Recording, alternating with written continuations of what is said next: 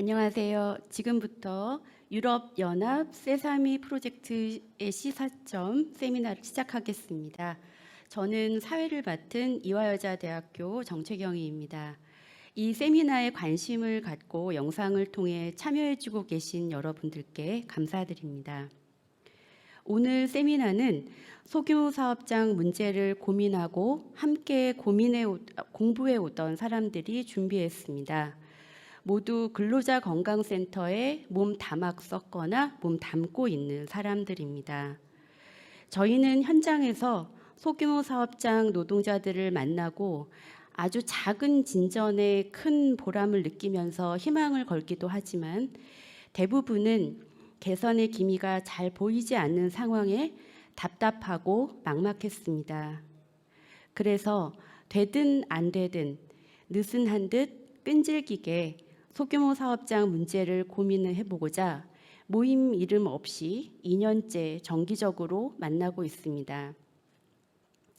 작년 직업환경의학회에서는 작은 사업장과 불안정 노동자의 안전보건이란 제목으로 심포지움을 했고 이후 좀 더 체계적으로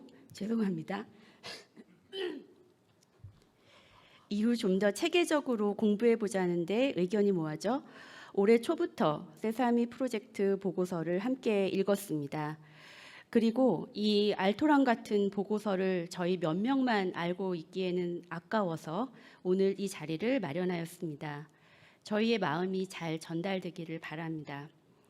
세사미 프로젝트는 EU 오샤에서 2014년부터 2017년 말까지 진행된 연구 프로젝트로 유럽연합 소규모 사업장 안전보건에 대해 이론 기반, 정책 지향, 비교 실증 연구입니다. 3년간 유럽 전역에 걸쳐 소규모 사업장 문제를 심도 깊게 파헤치는 연구가 있었다는 것만으로도 상당히 고무적입니다. 세사미 프로젝트에서는 여러 건의 보고서를 발간하는데 저희가 공부한 보고서는 그중 2018년에 마지막에 발간된 최종 보고서입니다. 최종 보고서는 총 6개의 장으로 이루어져 있는데 그 내용을 크게 3개의 주제로 나누어 오늘 발표가 구성되었습니다. 첫 번째는 유럽 소규모 사업장의 현실 행태를 이해하기 위한 배경으로 유럽연합 소규모 사업장 안전보건의 제도적 환경을 살펴봅니다. 두 번째는 유럽 소규모 사업장의 특성에 기반한 현실을 진단해보고 세 번째로 소규모 사업장 안전보건 개선을 위한 제언을 정리해 보았습니다. 그리고 마지막으로는 유럽 부럽지 않은 국내 소규모 사업장 안전보건 개선 사례를 하나 소개해 드리고자 합니다. 자, 그럼 첫 번째 발표 시작하겠습니다. 경기 동부 근로자 건강센터 공유정욱 부센터장님께서 해주시겠습니다. 네, 안녕하세요. 소개받은 공유정옥입니다. 제가 첫 번째 발제를 맡았으니까 조금 전에 좌장님께서 소개하셨던 이 세사미 프로젝트에 대해서 다시 한번 간단하게 소개를 드리겠습니다. 이게 왜 세사미 프로젝트라고 부르냐 하면 연구를 수행한 주체가 세사미 컨소시움이라는 연구자 그룹이어서인데요. The Safe Small and Micro Enterprises 이렇게 해서 이걸 줄여서 세사미라고 부르는 것이었고요. 저는 오늘 발제에서 계속 소기업, 작은 기업이라는 의미의 소기업이라는 표현을 사용하도록 하겠습니다. 그래서 이 연구에서 저희는 2018년 최종 보고서를 오늘 여러분들과 공유하려고 하는 것이고 그 중에서도 저는 유럽연합 안에서 소기업의 안전보건을 둘러싼 제도적인 환경이 어떻게 펼쳐져 있는지를 요약해서 소개해 보겠습니다. 연구진들은 실제로 각국의 제도들을 조사할 뿐만 아니라 그 제도들과 관련한 연구 문헌들도 많이 조사를 해서 이런 기존의 연구들이 어떠한가를 간단하게 평가를 했습니다. 유럽연합에서 소기업이 차지하는 비중이 한국이나 다른 국가와 마찬가지로 절대적으로 높은데 게다가 이제 중대재해의 빈도도 대단히 높고요. 그래서 안전보건 영역에서 소기업의 중요성은 전 세계 다른 곳들과 다르지 않습니다. 하지만 유럽연합조차도 소기업의 안전보건을 어떤 요소들이 결정하느냐, 그리고 여기에 어떻게 접근해서 개선해 나갈 수 있느냐에 대한 전략적인 접근은 거의 연구가 이루어지지 않고 있습니다.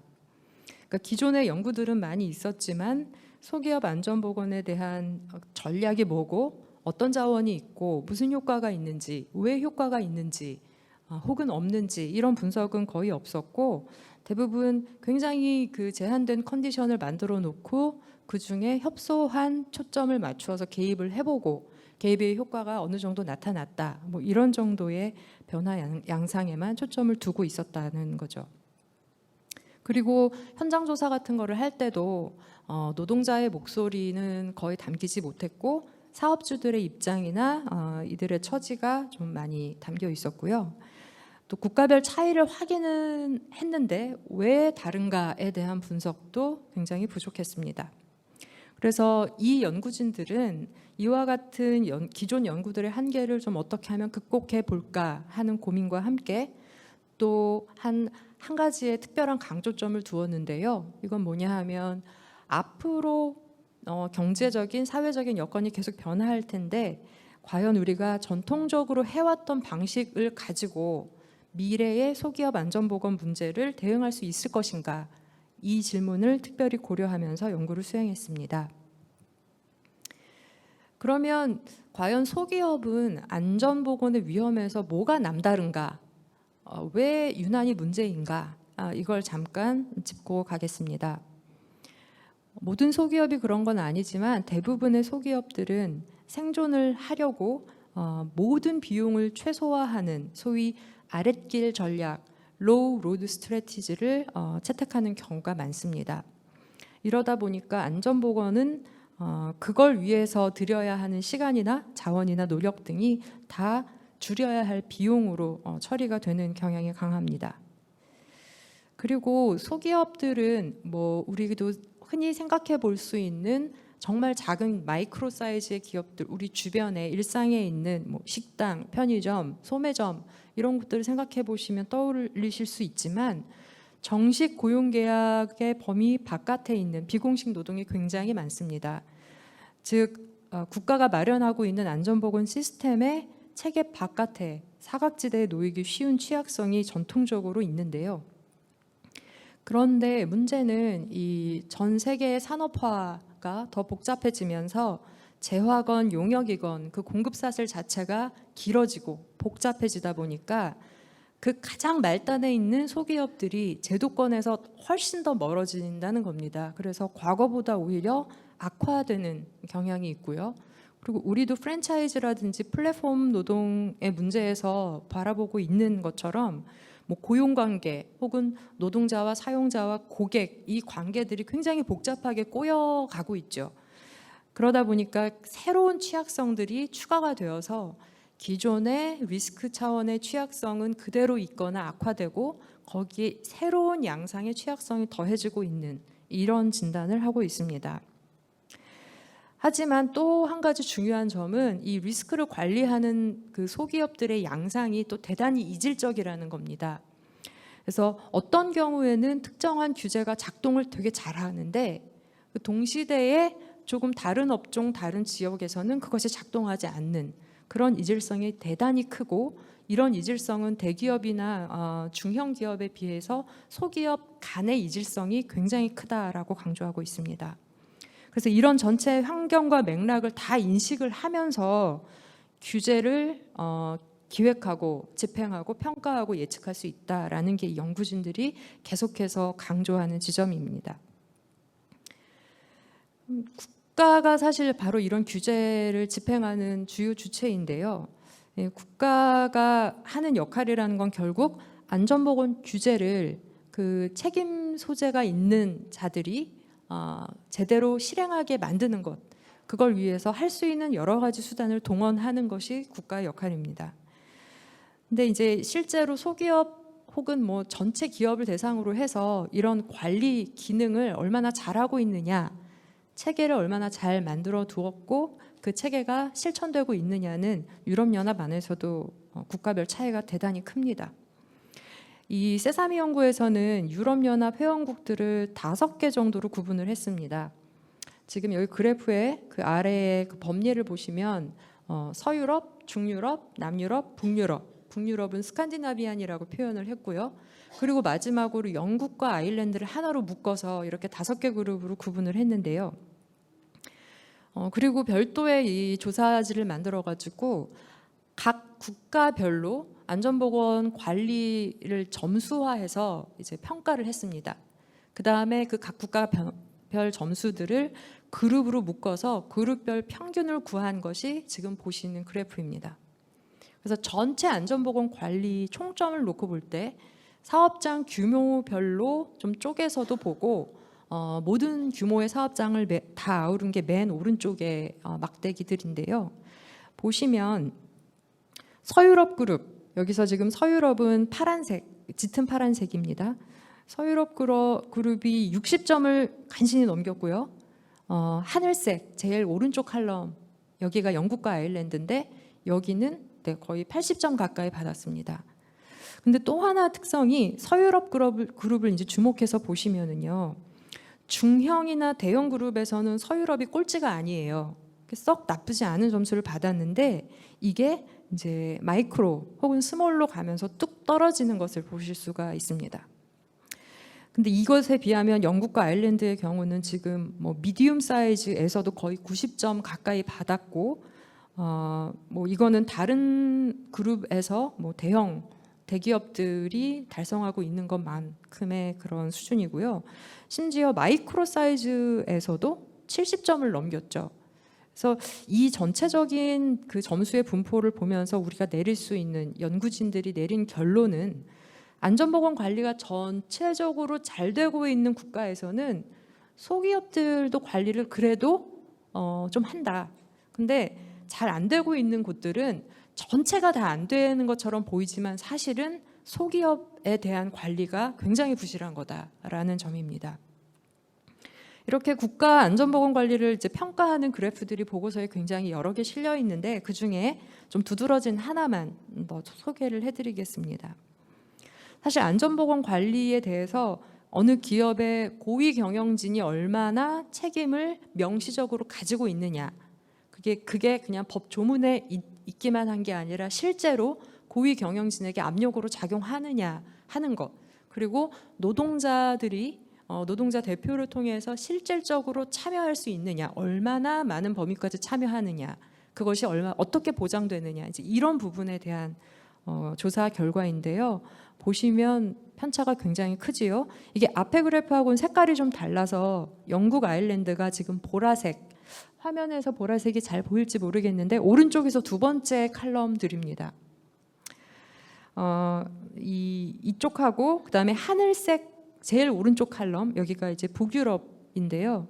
이 두 그룹들은 사업장 규모를 다 망라했을 때 뭐 한 25% 정도에서 노사의 책임과 참여가 제대로 되고 있다라고 평가가 되고요.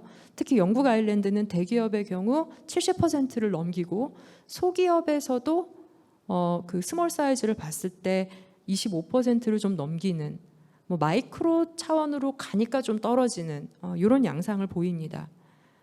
근데 뭐 파란색으로 되어 있는 맨 왼쪽 칼럼 동유럽 같은 데를 보시면 라지 사이즈 대기업에서도 노사의 책임과 참여가 50%를 넘지 못하고 있는 거예요. 그래서 바로 이런 그 뭐 빨간색 서유럽의 경우는 뭐 대기업에서는 좀 괜찮은데 스몰 사이즈나 마이크로 사이즈로 가면 뚝 떨어지는 이런 양상을 보이죠. 그래서 이제 이 지점이 실제로 현장에서 작동할 때는 결국 노와 사가 무언가를 하는 것이기 때문에 이 차이가 굉장히 중요하다라고 강조하고 있습니다. 국가가 소기업 안전보건에 하는 역할이나 그 결과, 영향에 대해서 이 세사미 연구진은 한 5가지 측면에서 좀 설명을 하고 있습니다. 우선 첫 번째로는 유럽 연합 차원의 법규를 국내법에 어떻게 적용하고 있느냐인데요. 바로 앞에서 보셨던 것처럼 사업주의 책임, 노동자 참여 이것은 대원칙으로 유럽연합의 그 디렉티브에 명시가 되어 있거든요. 이것을 국내법으로 만들고 그걸 실제로 실행할 수 있는 시스템을 갖추었느냐 아니냐 이게 굉장히 중요하다는 거고요. 두 번째로는 이제 국내법을 어떻게 적용하느냐, 그리고 세 번째로는 감독을 어떻게 하느냐에 대한 차원인데, 예를 들면 이 법의 적용이나 감독을 사업장이 작으면 좀 봐주는 식으로 디자인을 했다. 그러면 소규모 사업장은 자동으로 사각지대로 밀려나 있게 되겠죠. 뭐 한국의 산업법도 규모가 작으면 뭐 의무 조항에서 면제된다든지 하는 것들이 여기에서 드러나는 비슷한 문제인 것 같고요. 세 번째로는 규제 정책이 어떻게 흘러가고 있느냐, 그 나라에서. 다시 말해서 뭐 안전보건을 포함해서 어떤 규제는 기업 활동에 부담이 된다. 그래서 그런 규제들은 줄이는 게 낫다라는 식의 정책 담론이 계속해서 끊임없이 제기가 되고 있는 상황이냐, 내지는 그 와중에도 어떤 일정 수준의 안전보건이나 필수적인 규제들은 건드려지지 않느냐인데요. 뭐 한국에서 여실히 겪고 있었던 문제인 것 같고요. 네 번째로는 산안법이나 이런 공적인 규제 말고 다양한 경로를 통해서 소기업 안전보건에 관심을 갖는 민간의 존재가 있느냐, 그들이 역할을 하느냐에 따라서 국가의 영향도 달라진다고 보고 있습니다. 이 중에서 감독 기능에 대해서 조금 부연을 해서 소개해 드리겠습니다. 이 규제 감독 시스템의 구조와 운영 방식이 국가마다 매우 다른데요. 가령 이 감독관이 사업장에 존재하는 뭐 고용 문제, 임금 문제 이렇게 다양한 걸 다 아우르는 일반 감독관 중심으로 되어 있느냐, 아니면 영국처럼 안전보건을 전문적으로 다루는 감독관이 따로 있느냐, 이 차이가 있고요. 그다음에 그 감독의 기능을 누가 관장하느냐, 지방정부가 하느냐, 중앙정부가 하느냐, 같이 하느냐, 이런 차이가 있고요. 또 특수한 업종, 어떤 굉장히 특수한 기술에 대해서 고도의 전문성을 요한다면 그걸 위한 특별 감독관을 두거나 혹은 보조 감독관 제도를 써서 이 부분을 챙기느냐 아니냐, 이런 것들도 구조의 차이라고 할 수 있습니다. 그리고 사업장의 안전보건이라는 그 이슈를 다루는 게 이런 뭐 근로감독관, 안전보건 감독관 이렇게 중앙정부나 지방정부의 우리로 치면 뭐 고용노동부와 관련된 부서에서만 챙기느냐, 아니면 뭐 지역에서 공중보건이나 환경보건을 감독하는 뭐 지방정부 혹은 환경부, 보건복지부 뭐 이런 곳에서 같이 챙기느냐, 이것도 차이가 있고요. 독일의 경우는 그 각 지역별로 근로감독관들이 있는데 그거 말고 업종별 재해보상기구에서도 따로 추가의 감독을 해서 이 안전보건에 대한 감독이 이중으로 이루어지고 있다고 합니다. 그리고 영국의 경우는 뭐 워낙에 안전보건 역사에서 이 감독관들의 역할과 기여가 컸지 않습니까? 근데 이제 이 전문 감독관들이 안전보건을 다루다 보니까 한계도 있고 장점도 있다고 합니다. 그래서 한계는 사업장에 갔을 때 거기에 존재하고 있는 여러 가지 문제들 중에 좀 중요한 것들을 다 다루지 못하고 안전보건밖에는 못한다는 단점이 있고요. 장점은 소기업에 맞추어서 효과적인 전략을 개발하는 데는 성공적이었다라고 평가하고 있습니다.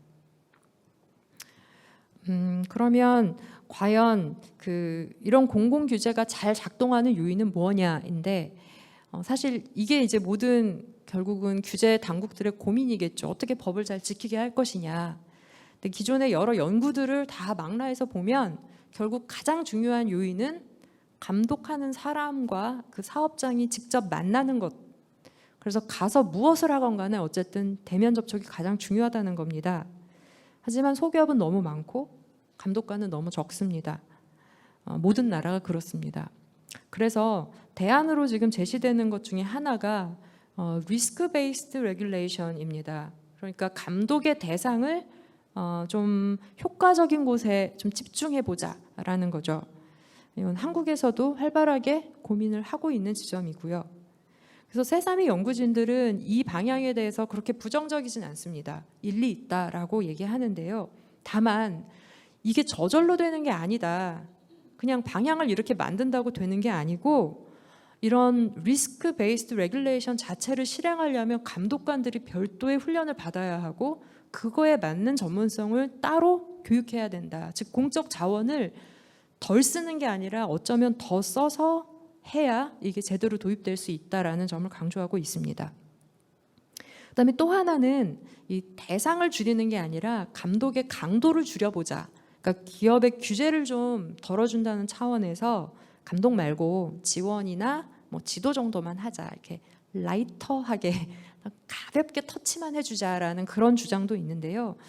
연구진들은 여기에 대해서는 이런 주장은 계속 제기가 되지만 그게 효과적이냐? 뭐 이런 식의 평가는 찾아볼 수가 없었다라는 점을 꼬집고 있습니다. 그리고 마지막으로 뭐 최근에 뭐 한국에서도 그렇고 전 세계에서 뭐 특히 인터넷 기반 뭐 플랫폼 산업이라든지 이렇게 새로운 신종 산업들이 많이 생기고 있잖아요. 근데 그 안에 소기업의 비중이 굉장히 크단 말이죠. 근데 이런 소기업, 이런 신종 산업에서의 안전보건 문제를 다룰 수 있을까? 연구진들은 회의적입니다. 왜냐하면 다 조사를 해봤더니 각국에서 감독의 그 자원이 대단히 제한적인데 그나마 그 안에서 쥐어짤 수 있는 건 다 쥐어짜서 소기업에 하고 있다는 거죠. 그러니까 안 하는 거는 아닌데 뭐 잘못하고 있건 어쨌건 자원의 양 자체를 더 늘릴 수가 없기 때문에 지금 새로 생겨나고 있는 문제들을 대응 못할 것 같다. 그러니까 이대로 가면 안 된다라는 경고를 하고 있습니다. 그렇다면 지금까지 각국에서 이 한계를 넘어서기 위해서 해온 것들 조금 다시 한번 들여다봐야 될 것 같은데요. 우선 한 가지는 변화하는 현실에 맞게 기존 규제가 미처 커버하지 못했던 거를 커버해 가는 쪽으로 법을 개정하는 그런 방향이 하나 있습니다. 그래서 뭐 가령 이 가치 사슬이 막 길어지고 복잡해지니까 그거의 사각지대를 해소하기 위해서 원청이 하청, 재하청, 제재하청까지 책임지게 하자 이런 식의 산안법 개정이 그 사례일 것 같습니다. 하지만 연구진들이 보니까 대부분의 경우는 이렇게 규제를 넓히는 대신 제한된 자원을 가지고 혹은 기존의 자원보다 더 줄여서 성과를 늘려보려는 식의 시도가 더 보편적이라고 합니다. 그래서 뭐 예를 들면 감독관은 아니지만 감독관 비슷한 역할을 할 만한 민간 혹은 공공기관들을 활용하는 방법이 있는데요. 대표적으로 노동조합, 사용자 단체, 시민단체 이런 것들을 활용하는 것이죠. 이 연구진들은 이런 접근에 대해서는 굉장히 긍정적으로 생각하고 있습니다. 규제 감독의 실행 주체를 넓히는 것은 좋다. 그것이 조화롭기만 하다면. 예.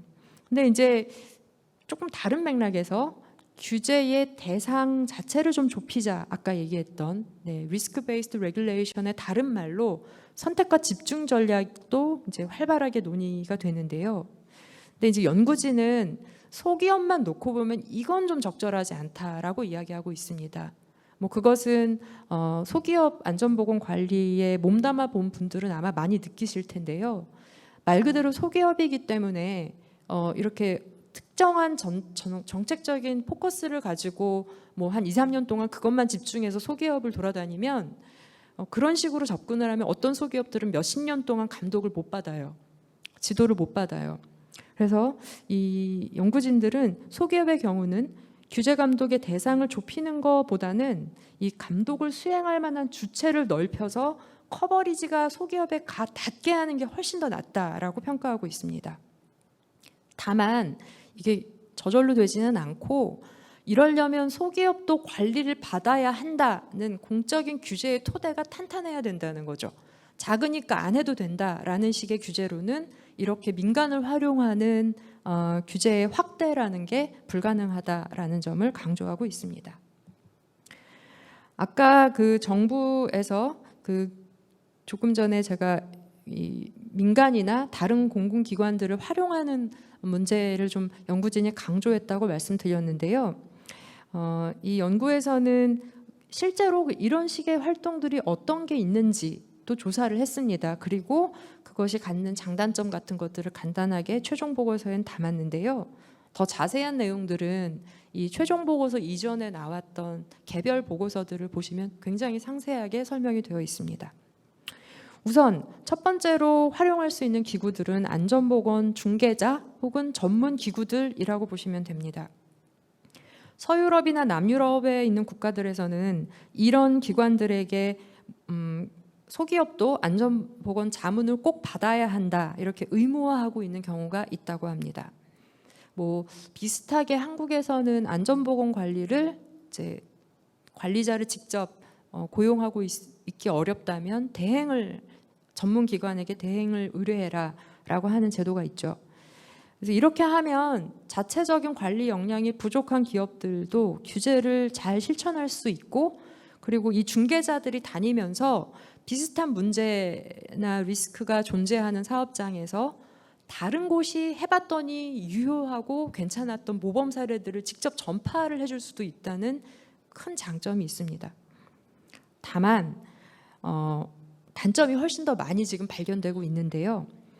우선 중개자들, 이 기관들이 소기업 안전보건 개선을 하려고 막 노력을 하고 이러기보다는 그냥 돈을 벌려고 하는, 그래서 예를 들어서 건강진단 항목을 막 늘린다든지 그냥 이런 식으로 해서 현장을 개선하거나 하는 것에 별다른 기여를 못하는 경우가 굉장히 흔하다고 하고요. 그리고 제도권 밖에, 그러니까 이런 시스템조차도 만나지 못하는 취약계층은 그냥 여전히 건드려지지 않는 거죠. 한국에서도 사실 작은 사업장들은 보건관리, 안전관리 대행의 의무도 면제하고 있으니까 비슷한 문제인 것 같습니다. 그리고 사실 가장 문제는 이 외부에서 서비스 제공자들이 와서 뭐 도와주고 챙겨주고 지도해주고 이러는 게 다 좋기는 한데, 보통은 이러면 이제 기업들은 그건 내가 할 문제가 아니고 내 책임이 아니다라고 인식하고 되게 수동적으로 군다는 겁니다. 그리고 중개자들에게 더 이상의 뭐 규제가 요구하는 것 이상의 어떤 지도를 요구하지 않고 싫어해요. 그러다 보니 중개자들도 형식적인 서류 작업 정도만 해주고 상당히 수준 낮은 서비스를 제공하더라. 그래서 효과가 기대하는 것만큼 나오지 않더라. 이런 단점을 길게 자세히 소개하고 있습니다. 다음은 노동조합인데요. 소기업은 노동조합을 조직하는 게 어렵다 보니까 안전보건에서 이 노동조합의 역할을 찾는 것이 쉽지 않다고 합니다. 하지만 몇 가지 주목할 사례들이 소개되었는데요. 일단 스웨덴의 경우 어떤 사업장에 그 노동조합 조합원이 딱 한 명만 있어도 그 조합의 광역 대표자, 그 넓은 지역을 포괄하는 대표자가 사업장을 자유롭게 출입할 수 있다고 합니다. 그래서 이 사람이 주로 무엇을 하느냐, 그 현장의 안전보건 문제를 개선하도록 지적하고 지도하는, 방향을 제시하는 일종의 대면 접촉 감독관 역할을 한다는 거죠. 그래서 그 효과가 굉장히 좋은데, 다만 다른 국가에서 이런 사례를 찾기가 어렵다라고 연구자들은 단점을 지적하고 있습니다. 그나마 비슷한 게 스페인의 아스투리아스라는 건데, 요거는 광역 대표자를 노동조합 단독이 아니라 노사가 공동으로 선임해서 하고 있다고 하고요. 그다음에 독일, 프랑스, 영국 같은 데서는 뭐 노사가 공동 혹은 뭐 노동조합이 단독으로 혹은 시민단체가 이렇게 작은 그 관찰소라는 걸 운영을 해가지고요. 노동자들은 물론이고, 그러니까 노동조합이 커버하지 못하는 보통 미조직 노동자들이겠죠. 예. 그다음에 소규모 사업장의 사업주들에게도 무료로 안전보건 자문을 제공하고 있다고 합니다. 그리고 이제 사업주들도 단체가 있죠. 근데 노동조합의 활동도 찾아보기 어려운데 뭐 사업주 단체들의 소기업 대상 활동도 드물기는 마찬가지라고 합니다. 하지만 이탈리아, 프랑스, 덴마크 이런 곳에서 보면 이 사업주 단체들이 뭐 부서를 하나 만들어가지고 소기업에 직접 방문하면서 지도하는 시스템도 있고요. 아니면 그 사장님들을 부르거나 혹은 심지어 노동자 대표들을 이렇게 불러서 교육 훈련을 제공하는 곳들도 있다고 합니다. 특히 덴마크의 건설업의 경우는 노사가 같이 기구를 하나 만들어가지고 운영을 하면서 소형 건설사에 직접 가서 현장을 지도하는 그런 기능을 수행하고 있다고 합니다. 마지막으로는 안전보건과는 상관이 없는, 그리고 이런 하여튼 이쪽에 전문성은 없지만 뭔가 하고 있는 일의 특성상 이 부분에 대한 지도를 할 수 있는 기구들입니다. 예를 들면 소규모 스타트업을 지원하는 기관들이라든가 회계사, 식품 안전을 감독하는 감독관 이런 사람들이 이 간접적으로 안전보건을 지도하거나 감독할 수 있다는 건데요. 이들이 벌이는 활동 사례가 굉장히 많다고 합니다. 다만 효과가 있는지 이런 거에 대한 평가는 좀 제한적이고 이게 전체적인 안전보건 전략 속에서 집행되는 게 아니다 보니까 약간 열심히는 했는데 별로 소용이 없거나 아니면 이제 소기업들이 이걸 좀 좋아서 해야 되는 자율성에만 의존을 하다 보니까 아무래도 확산이 잘 안 되는 이런 문제가 있다는 거죠. 그래서 이건 되게 좋은 아이디어이긴 한데 이 한계를 해결하기 위한 공적 규제의 보강이 꼭 필요하다라고 연구진들은 평가하고 있습니다. 네, 이렇게 유럽연합 소기업들의 그 제도적 환경을 좀 정리하면서 연구진들은 크게 4가지 지점에서 결론을 맺고 있는데요. 우선 첫 번째로는 소기업 안전보건을 지원하는 전략과 도구들이 여러 개가 있더라. 다만 이게 전파 가능한지 지속 가능한지에 대해서는 좀 회의적이다라는 거고요. 두 번째로는 그나마 성공적인 정책들은 소기업이 처해 있는 환경을 잘 분석을 하고 그 환경 속에서 도대체 무슨 동기를 누가 어떻게 건드려야 무엇이 바뀌느냐를 전략적으로 접근했을 때만 성공을 하더라는 겁니다. 세 번째로는 어떤 것이건 민간을 활용하는 것이건 무엇이건 간에 모든 정책의 성공 뒤에는 일관된 법률 그리고 확실하게 법을 집행하는 그런 것이 토대가 된다라는 걸 강조하고 있고요. 마지막으로는 아무리 좋은 전략을 세운다고 해도 사실 지금 현재 상황에서 보면 각국 규제나 이 집행 자원이 너무 부족하기 때문에 앞으로의 상황이 그렇게 녹록하진 않을 것 같다. 그래서 좀 획기적인 변화와 접근이 필요하다라고 결론 내리고 있습니다. 네, 이상 소기업 안전보건을 둘러싼 제도적 환경에 대한 소개를 마치겠습니다. 감사합니다. 네, 감사합니다. 소규모 사업장을 둘러싼 제도적 환경을 짚어주셨는데요. 소규모 사업장에 대해서는 위험을 중심으로 선택과 집중보다는 규제, 감독, 수행 주체의 확대로 방향을 잡는 게 더 나을 것 같다라는 의견과 함께 소규모 사업장에 대한 안전보건에 대한 규제는 예외 없이 확실하게 취해지되 다만 수행 주체들 간의 조화를 고민해야 한다. 이런 내용이었던 것 같습니다. 그러면 이제 두 번째 발표로 넘어가겠습니다. 두 번째 발표는 동국대학교 경주병원 직업환경의학과 양선희 교수님께서 해주시겠습니다. 양선희 교수님께서는 소규모 사업장 현실에 대해서 말씀을 해주실 거고요. 대구 근로자 건강센터를 운영하신 경험이 있으십니다.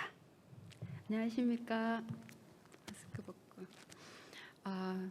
저는 유럽연합 소규모 사업장의 현실에 대한 이해 파트를 맡았는데요. 저희들이 소규모 사업장에 많이 방문을 하면서 느꼈던 점들이 사실은 이걸 너무나 체계적이고 명확하게 이 책에서 보고서에서 짚어놨다는 점이 사실 너무 깜짝 놀랍고 우리에게도 이런 노력들이 좀 앞으로 필요하지 않은가 하는 생각들을 하면서 발표드리겠습니다.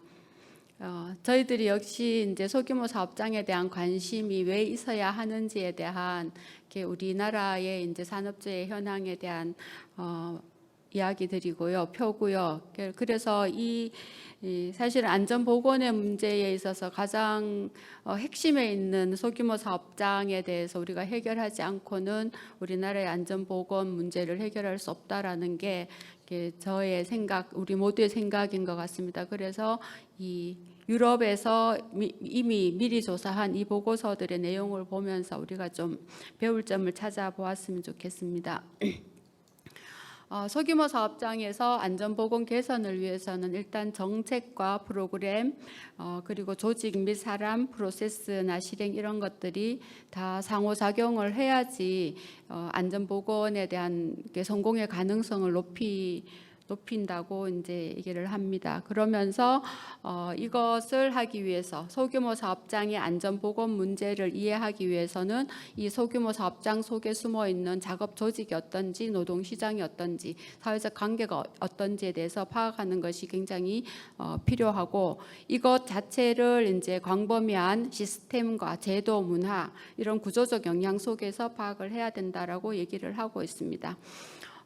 이 조사에서는 이 소규모 사업장에서 조사에 응하는 사업장을 대상으로 하여서 실은 이제 완전히 더 소외되어 있는 사업장들보다는 조금 더 우호적인 사업장들에 대해서 조사를 했지만 그럼에도 불구하고 너무나 열악한 현실을 드러내고 있음을 지적을 하면서 여기에 나오는 결과들이 실제보다는 조금 더 좋게 나왔을 수도 있다, 이런 얘기들을 하면서요. 근데 이 소규모 사업장이라는 것이 워낙 다양하고 종류가 다양하고 그래서 사업장마다의 특성이나 이런 게 이질성도 굉장히 많다. 그래서 어떤 연구자들은 이런 이질성을 너무나 이질성이 많기 때문에 구조적으로 이것을 통합적으로 평가하기가 어렵지 않느냐라는 이야기가 있지만, 이 연구에서는 그럼에도 불구하고 소규모 사업장에 존재하는 동질성이 있는 것 같다. 그런 점을 우리가 좀 끌어내서 보고를 하겠다, 이런 얘기를 하고 있습니다.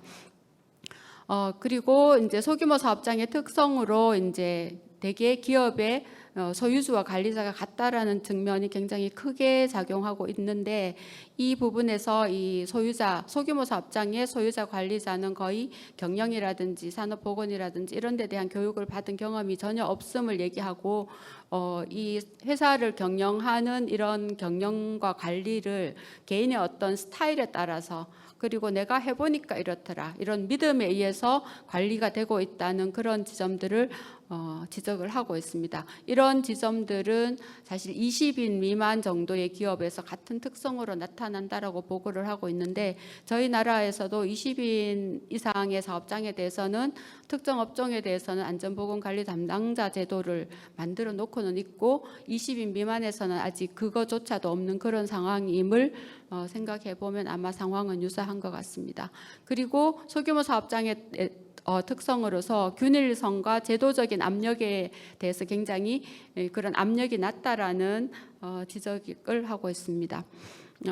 그럼에도 불구하고 우리가 이 소규모 사업장에서 광범위한 공통된 특성이 있고, 또 이제 유럽에서 조금 그나마 다행스러운 것은 최근에 한 10년 정도 동안 소규모 사업장에서 그래도 인적 자원 관리라든지 이런 데 대한 관심이 많이 증가되고 있다, 그런 이야기를 하면서 이 보고에서 얘기하고 있는 끌어낸 공통적인 특징으로서 자원이 부족하고 공간적, 사회적 근접성, 비공식성, 그다음에 제도적 압력의 낮음, 그리고 소유자 관리자의 동질성, 근로자의 참여 부분, 이런 부분에 대해서 지금 설명을 하고 있습니다. 예, 일단 뭐 한국에서도 마찬가지 상황이지만 소규모 사업장에서 다원적으로 자원이 빈곤하다, 이런 것을 볼 수 있는데, 일단 뭐 경제적, 재정적인 자원이 빈곤하다라는 거 너무나 자명한 일이고, 경영 자원도 부족하다. 그러니까 직원 수가 제한되어 있기 때문에 소유자 경영자가 관리도 하고 마케팅도 하고 회계도 하고 모든 일을 관리를 하는데, 이 소유자 경영자가 일을 맡길 사람이 없다라는 거죠. 이게 다 현장에 있고, 그런 지점이 이제 이 인적 자원의 부족을 얘기를 하고 있고, 그리고 이 소유자 경영자인 사람은 관리 지식도 없으면서 자신을 좀 과대하게 평가한다. 그거는 자기의 경험상에서 가져왔던 어떤 믿음을 근거로 해서 자신의 능력을 과대하게 평가하고, 안전보건 문제에 대해서는 뭐 그런 지식이 필요하냐, 이런 이제 의식을 가진다라는 지점이 있는 거죠. 그리고 이 소규모 사업장에서는 사업주의 특성에 의존해서 이 근로자에게 좀 친밀하고 우호적이고 안전하게 일하는 게 좋다, 뭐 이렇게 얘기를 하는 사람도 있는 반면에, 또 굉장히 착취를 하는 사람도 있는데, 굉장히 이게 이분적으로 나누어져 있다라는 측면, 이게 소유자 관리자의 특성에 종속되어서 나타난다라는 그런 측면들이 있고요. 다음 기술적 자원 부족, 이거는 이제 공급업체와 관련해서 취약한 위치를 유지한다. 그리고 근로자의 자원 부족. 앞에서 이제 공유정 쌤 말씀하셨듯이 로로드 전략을 취하고 있는 그런 근로자들이다. 그리고 사회적으로 관심이 부족하다. 이런 이제 다면적 모든 차원에서 자원이 부족하다라는 측면을 얘기를 하고 있고요. 두 번째, 공간적 사회적 근접성이라고 되어 있는데 이것은 이제 이 소규모에서는 소유자 관리자, 그러니까 사장님과 근로자가 같은 공간에서 일을 하면서 같은 작업을 수행하기도 한다라는 거죠. 그래서 이 어떤 측면에서는 근로자 입장에서 내가 사장님하고 같이 일을 하니까 이렇게 좀 만족을 하는 측면도 있는가 하면 그 반면에 이제 더 낮은 심리 사회적 환경을 제공한다. 그러니까 사장님도 이렇게 같이 하는데 내가 이보다 높은 수준의 뭔가를 요구한다거나 그런 더 높은 수준을 이루어야 된다 이렇게 생각을 하지 못하는 거죠. 그래서 이게 소규모 사업장 사람들이 주로 쓰는 용어들이 유럽에서도 우리가 가족인데 우리는 대가족이야 뭐 이렇게 이제 얘기를 하면서 다른 안전 보건의 문제들이 다 묻힌다라는 거죠. 그리고 이런 근접성은 제조업이나 레스토랑 같은 이런 음식점들에서 훨씬 더 강하게 나타난다. 이렇게 이제 이런 문제들을 지적하고 있고, 그러한 성향들은 이제 안전보건에 대해서는 사고가 일어났을 때 좀 주의를 하지 그랬니 이런 이제 책임을 동료와 사고를 경험한 사람에게 돌리는 경향들이 있게 되고, 안전보건에 대해서는 일단 뭐 이렇게 하던 대로 하면 되지 않나요? 뭐 이렇게 생각하는 현상 유지를 하는 그런 접근 방식을 취하고 있고, 우리는 충분히 안전을 통제하고 있고 충분히 위험이 통제되고 있고 있다 그렇게 생각을 하는가 하면, 반면에 사업주들은 우리가 일하는 사람들이 개선해 달라고 하면 충분히 수용할 수 있어요. 이런 이제 생각들을 하게 되고, 중대재해가 생기더라도 그거는 피할 수 없는 사고였어. 이거는 혹은 이 사람이 일하는 사람이 부주의야. 이렇게 이제 생각을 하는 이 근접성 때문에 이런 사고의 경향들이 생긴다는 이야기를 하면서, 사고가 생겼을 때도 심지어는 일하시는 분들이 사업주에게 내가 너무나 이렇게 친하게 지내고 있고 같이 일하는 이 사업주에게 피해가 되면 안 되지, 이런 생각들 때문에 오히려 보고도 하지 않고 치료를 하는 경향들도 유럽에서도 있다라고 합니다. 그리고 또 다른 문제들을 보면 그 책임을, 안전보건에 대해서 책임을 이제 근로자에게 이제 수용하게끔 하는 측면들이 있는 것이고, 또 근로자 입장에서는 이 사업주가 이렇게 모든 것을 관리하는데 그 관리하는 거에 대해서 어떤 의견을 내거나 이런 관심을 가지거나 이런 것들이 어떤 측면에서는 사업주에 대한 도전이다, 경영권에 대한 도전이다, 이런 생각을 하고, 소규모 사업장에서 그러면 공식 대표나 이런 것들이 필요하지 않냐, 노조라든지 이런 걸 얘기하면 뭐 굳이 공식 대표가 필요하냐, 이렇게 사업자하고 내가 친한데 내가 얘기해도 충분히 들어주실 텐데 뭐 이런 그래서 이제 공식 대표라든지 이런 것들조차도 이제 적절하지 않다라고 생각하는 것이죠. 그래서 그럼에도 불구하고 이제 이 연구에서 본 것은, 그러면은 이제 연구들에 따라서 소규모 사업장에서는 만족도가 높다, 오히려 만족도가 높다, 이런 연구도 있고 소규모 사업장에서는 착취한다, 이런 연구도 있지만, 사실은 조사를 해봤더니 대기업만큼이나 심리적으로도 어떤 따돌림이나 괴롭힘이 소기업에서도 많다라는 이야기들을 여기서 하고 있습니다. 그리고 앞에서 말씀드렸던 것 같이 유사한 맥락인데, 공식적인 노조가 부재하고 거의 비공식적으로 해결을 한다. 이게 이제 소규모 사업장의 일반적인 특성이고, 오히려 이렇게 비공식적인 것이 언제나 자유롭게 해결을 할 수 있기 때문에 더 긍정적이다, 이렇게 이제 생각을 하는 것이고, 대개 문제가 생겼을 때는 임시적으로 이렇게 문제가 생기면 거기에 대한 임시적인 해결 방안을 선택을 한다라고 합니다.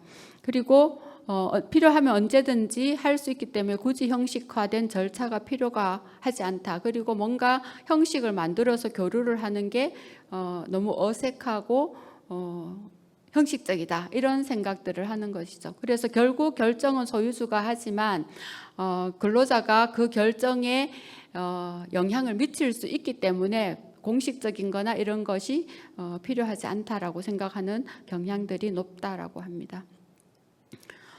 소유자 관리자 정체성이라는 부분이 굉장히 이제 중요한 부분인데, 이게 소규모 기업에서는 대개 세 가지 정도의 정체성, 소유자 관리자의 오너들의 정체성을 볼 수가 있는데, 사업을 운영하는 기업가로서의 정체성도 있지만 대개 목수, 기술, 미용사, 뭐 기술자 이런 일을 자기가 일을 하면서 나중에는 이제 사업주가 되는 그런 이제 기술 전문가로서의 사업주도 있고, 또 가족의 회사로서 일을 하는 이런 가족과 같은 그런 정체성을 가진 소유자 관리자의 정체성이 있습니다. 그런데 소유자 관리자인 이 사업주가 이 일하는 사람들이 안전하고 건강하게 일해야 되지 않습니까? 라고 질문을 하면 그렇지요. 당연히 안전하고 건강하게 일을 해야지요. 라고 얘기를 하지만, 그렇지만 이제 우리가 체계적으로 나와 있는 안전보건에 대한 이런 사항들이 요구됩니다. 라고 얘기를 하면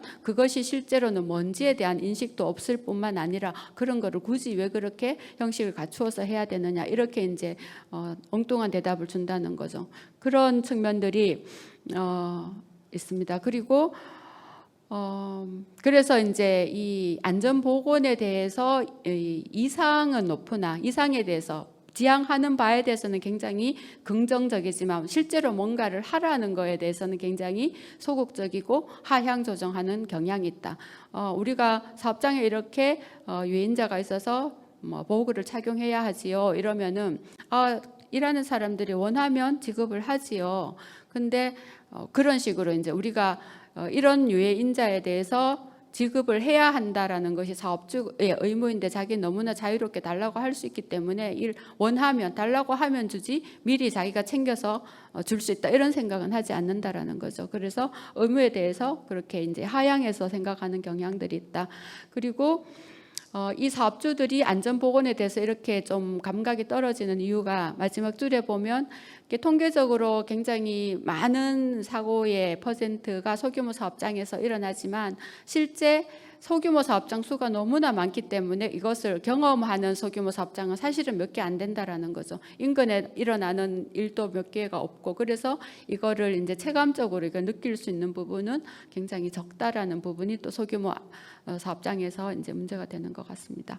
네 번째, 이제 자율성과 산업 안전 보건이라고 되어 있는데요. 자율성이라는 부분은 이제 소규모 사업장에 있어서 어떤 구조의 차이인데, 소규모 사업장이 어떤 경우에는 이제 대기업이나 그런 곳에 이제 하청으로 있는 경우도 있고, 온전히 이제 독립적으로 소기업으로 있는 경우가 있는데, 자율성이라는 부분에 독립적인 소기업에 있어서는 자율성은 있지만 거기에 대한 인식이 부족해서 안전보건을 하지 못하는 거고, 대기업에 좀 속해 있는 기업들 경우에는 조금 긍정적으로 대기업에서 시행하고 있는 안전보건 제도나 방식들, 접근 방식들을 요구받아서 시행하는 소기업이 있는가 하면, 반면에 이 대기업과 원청이라는 부분에서 뭐 우리가 이런 것을 해야 돼요라고 안을 올렸을 때 뭐 그렇게까지 오히려 이제 이것을 걸림돌로 작용하는 경우도 있었다. 이게 이제 세 번째 제목에 산업안전보건 개선에 투자하기 위해서 회사 소유주로부터 승인을 얻어야 하는데 승인이 얻지 못했다. 이렇게 이제 독립적인 부분과 독립적이지 않은 기업에 있어서 산업안전보건에 이런 문제들이 있더라, 이런 얘기를 하고 있습니다.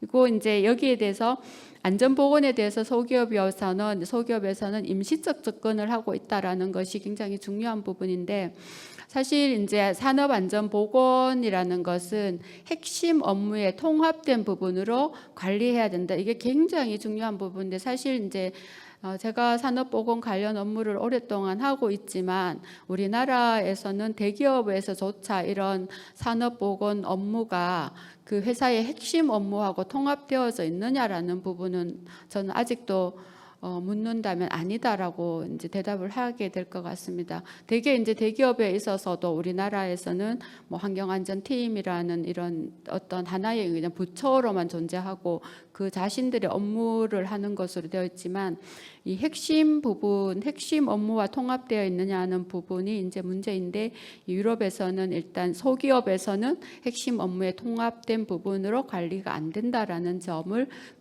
지적하면서 이게 소규모 사업장에서는 사후적이고 임시적으로 접근 방식, 일이 생기면 혹은 이제 그렇게 이제 대응을 하는 방식으로 하고 있는데 이것이 자원이 부족하기 때문에 더욱 강화되고 있다. 결국 소유주와 관리자는 노동 감독관이 나오거나 회사에서 사고가 발생하거나 뭐 이런 일이 아니면은 잘 움직이지 않는다라는 거죠. 자체적으로 예방 조치나 개선 조치는 하지 않는다. 그래서 외부 압력에 의해서 요구되는 경우만 시작하는 경향이 있다. 우리는 사고가 없었는데, 우리는 이렇게 해도 사고가 없었는데, 그러니까 앞으로도 없을 거야. 우리가 없으니까 잘하고 있어. 뭐 이런 이제 생각들을 하고 있다라는 거죠. 그리고 상식적인 접근은 이제 임시적인 접근하고는 조금 상식적인 접근이라는 것은 이제 대부분이 이제 소유주 관리자와 근로자가 상식적 접근에 의지를 한다는 건데, 상식적 접근이라는 부분에 있어서는 되게 상식적이 뭐냐라고 했을 때 너무나 당연한 거, 너무나 뻔한 거, 우리가 모두가 공통적으로 인식하고 있는 것, 이런 것들에 대한 것이 그렇게 접근을 하고 있기 때문에 여기에 대해서 더 이상 무슨 토론이 필요하냐, 그렇게 이제 생각을 한다는 거죠. 그래서 이것은 이런 것 너무나 당연하고 자명한 것은 암묵적인 지식이고 일반적인 일상적인 상식이기 때문에 그렇게 뭐 토론이 필요하지 않다라고 생각을 하는데, 사실 이 연구에서는 암묵적인 지식이라는 것과 상식이라는 것은 좀 차이가 있다. 암묵적인 지식이라는 것은 구체화된 지식을 의미하지만, 상식이라는 것은 그 사회의 어떤 문화적으로 결정된 인식에 기반한다라는 생각을 얘기를 하고 있습니다. 그래서 상식은 암묵적 지식을 포함할 수 있지만 사회 환경적으로 구성된 이해를 포함한다. 이 대목을 보면서 저는 이제 어떤 생각이 들었냐 하면, 우리나라에서 이제 안전보건에 대한 이해라는 부분이 상식적으로 너무 이렇게 이 핵심 공정과 분리된 채로 작동하는 그 안전보건에 대한 이해가 이 상식으로 변해져 있어서 상식으로 가서 여전히 이제 이 상식이 작동하는, 우리나라의 상식이 작동하는 이 안전보건의 문화라는 것이 우리에게 굉장히 영향을 미치고 있다, 이런 생각들이 좀 들었었고요.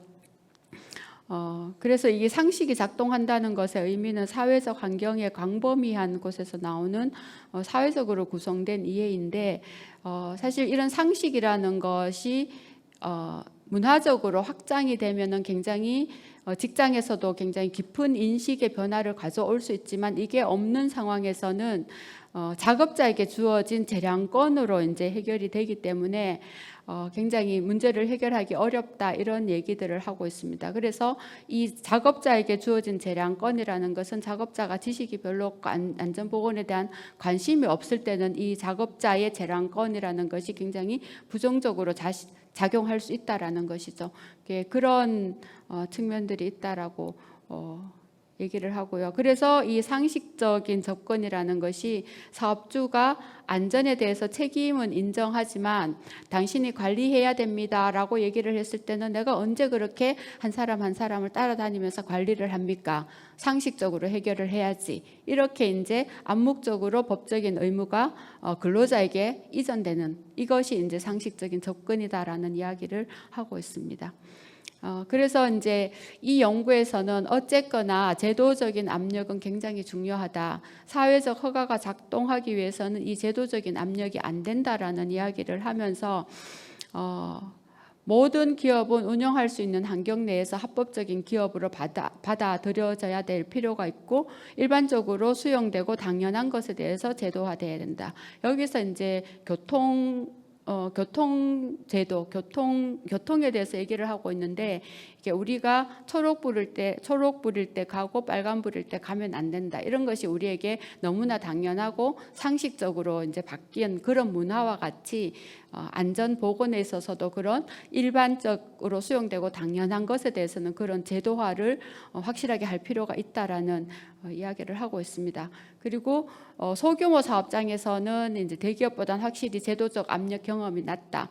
사고가 낮다고 하더라도 규제 낮다고 하더라도 일단 사회적 관심이 뭐 며칠 안 가다가 그대로 기억에서 사라지고, 또 규제 집행에서도 숫자가 너무 많으니까 규제 집행이 잘 안 되고, 대중 매체의 관심도 이렇게 낮고, 일반적으로 다른 거버넌스 접촉이나 이런 것도 제한적이기 때문에 이 제도적인 압력이 없을 경우에는 이게 작동이 잘 안 될 것이다라고 얘기를 하고 있고요. 그래서 이 보고서에서는 결론적으로 대부분의 연구가 소규모 사업장의 산업 안전 행동에 대해서는 이 규제가 매우 필요하고 강제적인 제도가 핵심이다라고 얘기를 하고 있고요. 공식적인 근로자의 목소리나 대표성의 문제에 있어서도 공식적 대표가 부재한 것이 이제 소규모 사업장에서 대개의 현실이고, 대표 집단의 존재는 되게 규모하고 비례해서 소규모에서는 더욱더 없는 것인데, 유럽에서는 이 노동조합이라는 것이 사실은 지금 좀 쇠퇴 경향이고 소규모 사업장에서 더 극단적으로 나타난다라고 합니다. 그리고 이게 비공식적 대표라는 것은 협의를 실행하는 데 있어서 매우 비체계적이고 불규칙하고, 산업안전보건 이슈에 대해서 근로자가 원하면 해준다, 그렇지만 안 원하면 하지 않는다, 이런 측면들과 근로자들 자신도 이제 자신의 이익을 공식적으로 표현하는 것에 대해서 또 불편해하면서 비공식적으로도 사실은 표현하지 않는다. 그래서 이제 비공식적으로도 산업안전보건 문제에 대해서는 거의 근로자들에 제한하지 않는다라는 이야기들을 하고 있습니다. 그래서 우리가 이제 이 소규모 사업장에 있어서 근로자분들이 되게 이제 뭔가 공식적으로 준비한다는 것을 번거롭게 느끼고, 또 이 자율적인 이익과 근로자를 이게 이제 좀 상반되는 거죠. 이게 근로자분들이 이 우리의 문화라는 것이 사업주에게 이익을 가져다 줘야 된다, 우리가 일을 열심히 해야 된다, 뭐 이런 문화들이 있어서 여기에서 자기가 가져야 되는 이익과 자율성에 대해서는 좀 참여하는 것을 생각하지 않는다, 이런 점이 있는 것이죠. 결론적으로 이렇습니다. 산업안전보건 업무는 사업장의 핵심 업무로 통합되어야 된다. 이게 이제 통합돼야 되고, 그렇게 하기 위해서는 일단 제도적인 압력은 기본이다. 산업안전보건 실행에 있어서 기본이다. 그래서 우리나라에서는 지금 소규모 사업장에 대해서 법적 제외 규정이 여러 군데 있는데, 이것을 이제 없어져야 된다. 우리 현실에 적용을 하자면 그런 측면이 있고요.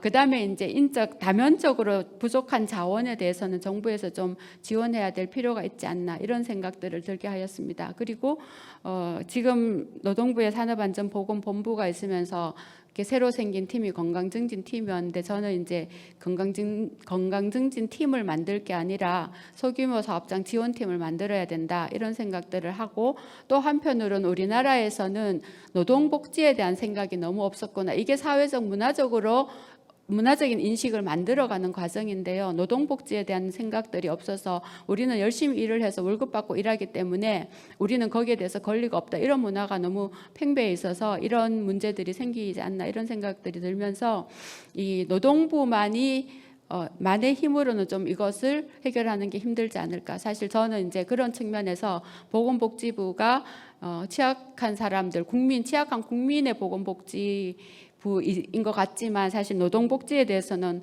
보건복지부도 좀 투자를 할 필요가 있지 않나, 그런 생각을 하면서 제가 생각한 것이, 취약한 사람들, 노인이나 아동이나 이렇게 빈곤층을 지원하는 것도 굉장히 중요한 일인 거는 맞지만, 일하러 나간 부모님이나 일하러 나간 자식들을 살려서 집으로 돌려보내는 것이 훨씬 더 중요한 복지가 아닐까, 그런 생각을 하였습니다. 감사합니다. 네, 양선희 교수님 감사합니다.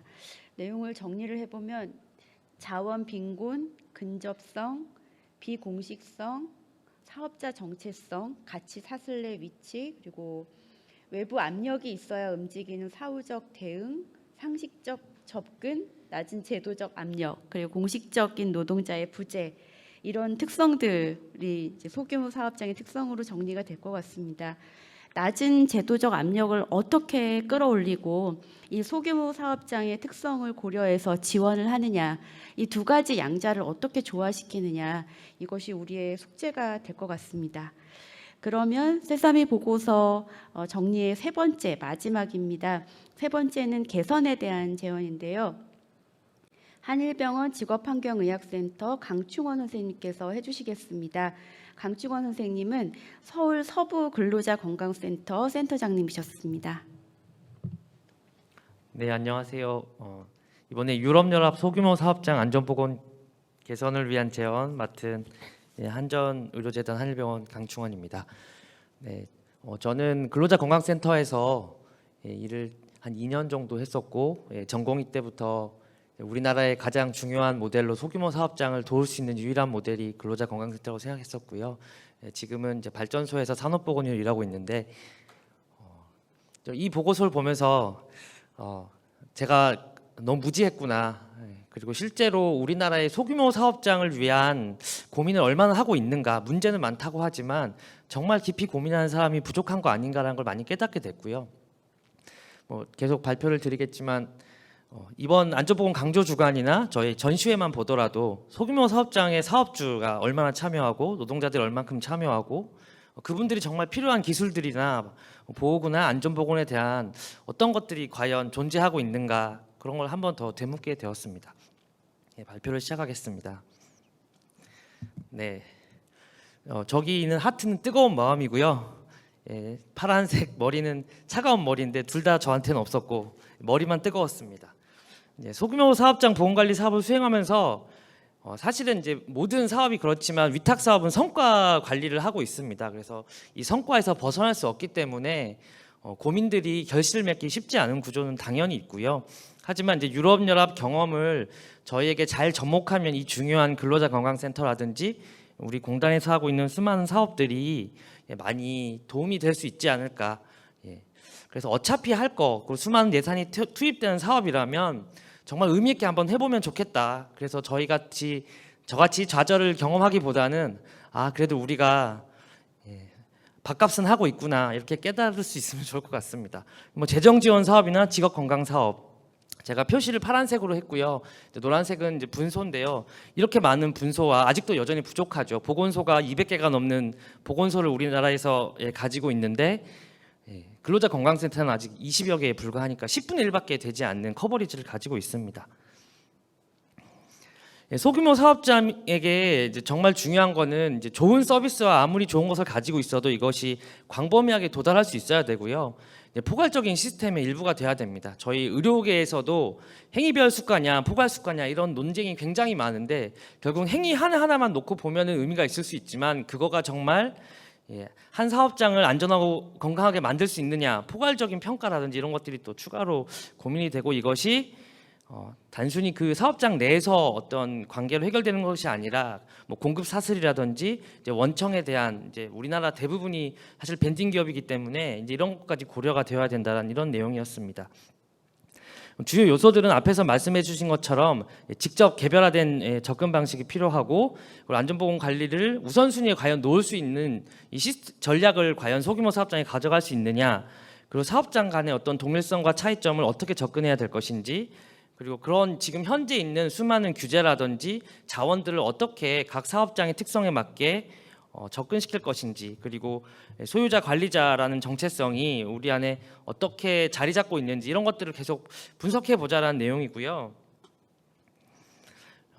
결국은 저희가 가진 많은 자원들, 수많은 정책 집단들이 고민하는 정책들이 현장까지 전달되는 과정에서 무엇이 문제가 되는지를 제대로 분석한 적이 없다는 거죠.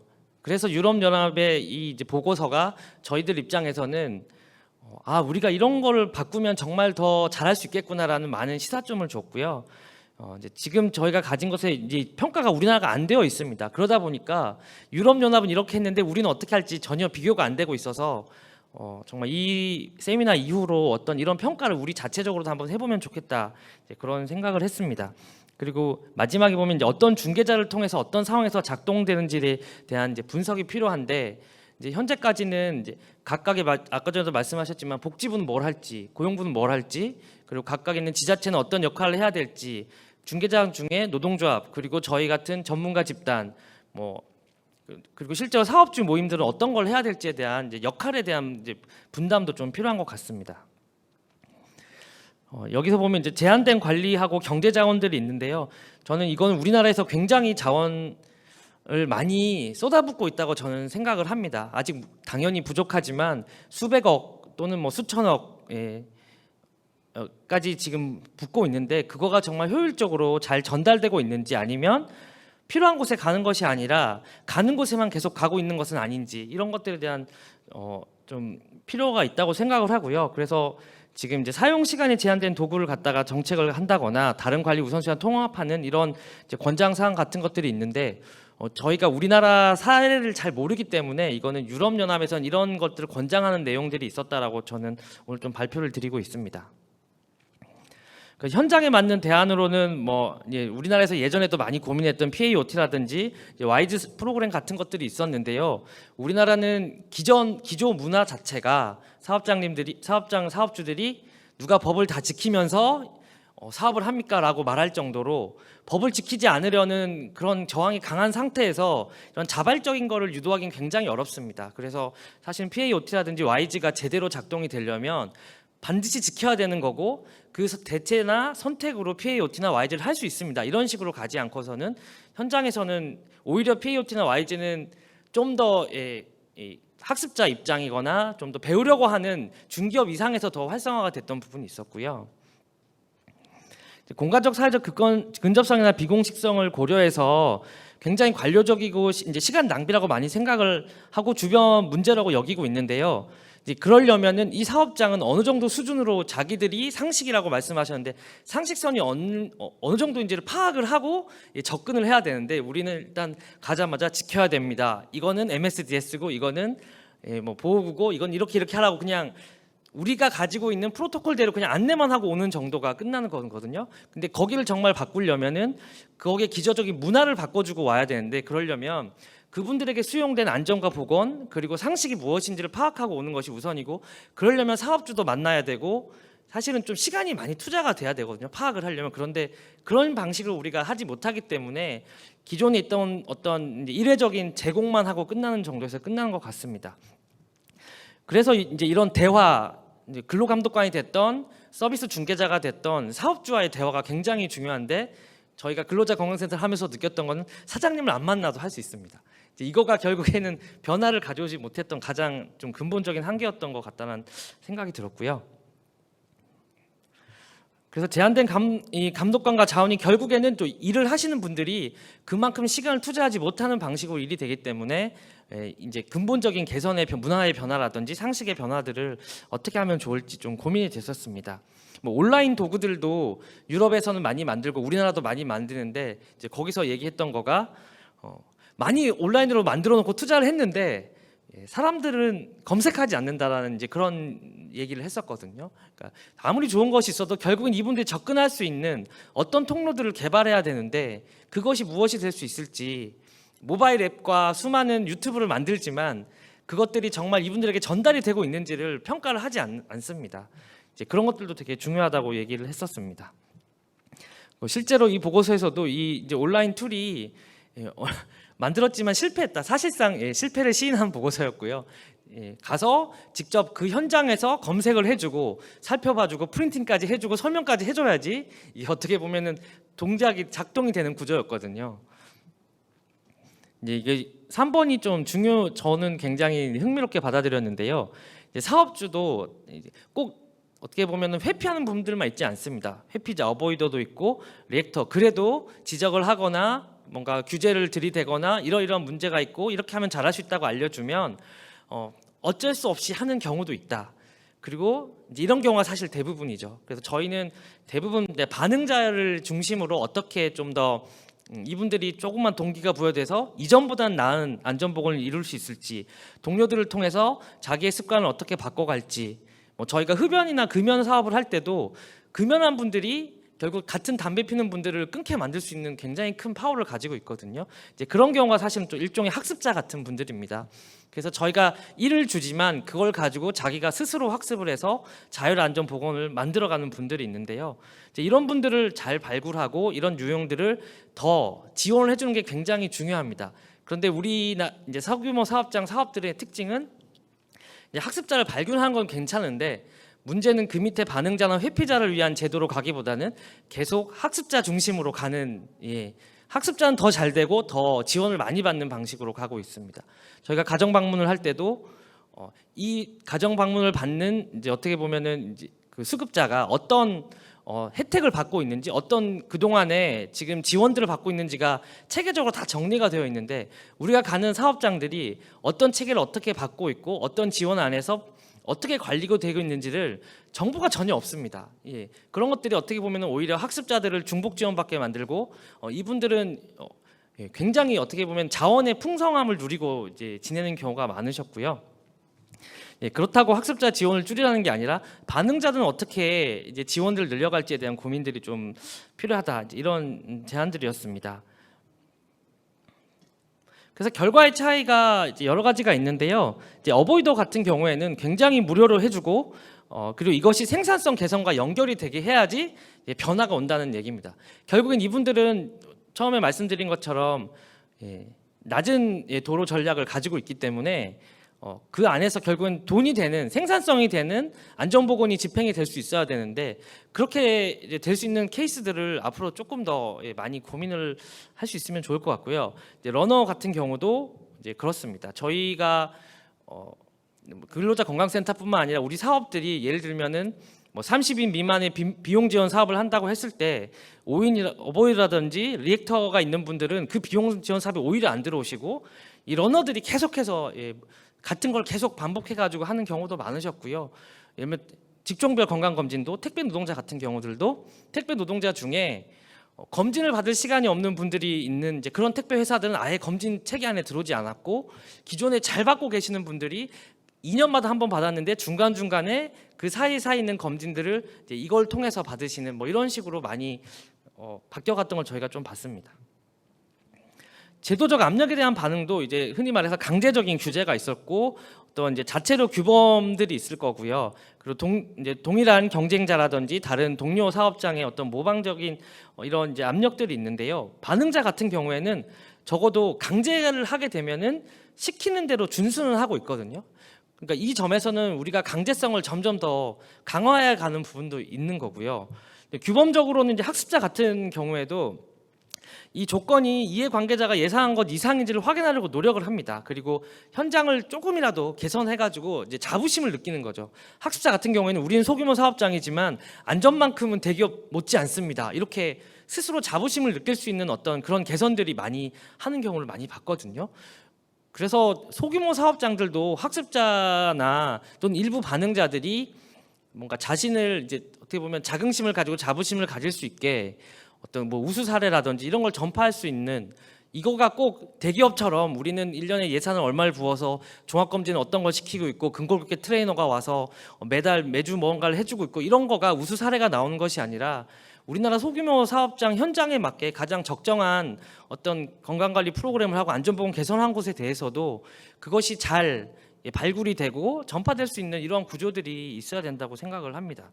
그리고 어떤 제도가 도입 단계에는 당연히 시범 사업에서는 이 퍼스트 무브로서 이 학습자들이 많이 들어오시게 되는데요. 여기서 멈추면 안 되고 이거가 이 단계에서 비슷한 어떤 규모의 사업장으로 전파가 돼야 되는데 우리나라는 작은 데서 성공하면 바로 확대를 해버리면서 위로 튀어 올라가거든요. 그렇게 되면 어떻게 되냐면 수평적으로 어떤 이제 제도라든지 지원 프로그램들이 퍼져 나가야 되는데 수평으로 퍼지기 전에 구간이 위로 올라가 버립니다. 그러면 결국 그 밑에 구간에서 사업이 안 되거든요. 그런 부분들이 좀 제도적으로는 관심이 좀 필요한 부분이고요. 이제 소유자 관리자는 많은 위험을 열거하는 것이 사업주의 책임 소홀로 간주하는 것에 대한 이거가 좀 큽니다. 이제 상식 말씀하셨는데 나는 잘하고 있다고 생각하는데 오자마자 이거 잘못하셨는데요. 딱 얘기를 듣는 순간 사업주가 표정이 변하면서 나가세요. 당신이랑 할 얘기가 없습니다. 이렇게 됩니다. 그러니까 이거는 약간 저희가 소통의 기술에 대한 부분이 좀 저희 이제 중개자들의 문제인데요. 이 중개자들이나 이런 걸 만들 때 이 소유자 관리자로서 정체성을 충분히 우리가 고려해서 어떤 비판적인 것보다는 우리가 도움이 되는 사람이고 도움이 되는 프로그램이고 이거가 결국적으로는 사업주께서 더 좋은 사업주가 될 수, 물론 좋은 사업주라는 표현이 그렇지만 그런 부분들에 대해서도 조금 고민을 해야 되고, 즉시 결정 권한을 사업주가 거기서 오케이를 하면 그 사업장은 변하거든요. 그러니까 뭔가 미루거나 의사결정 과정이 복잡하지 않은 거는 단점이면서도 장점이 될 수 있습니다.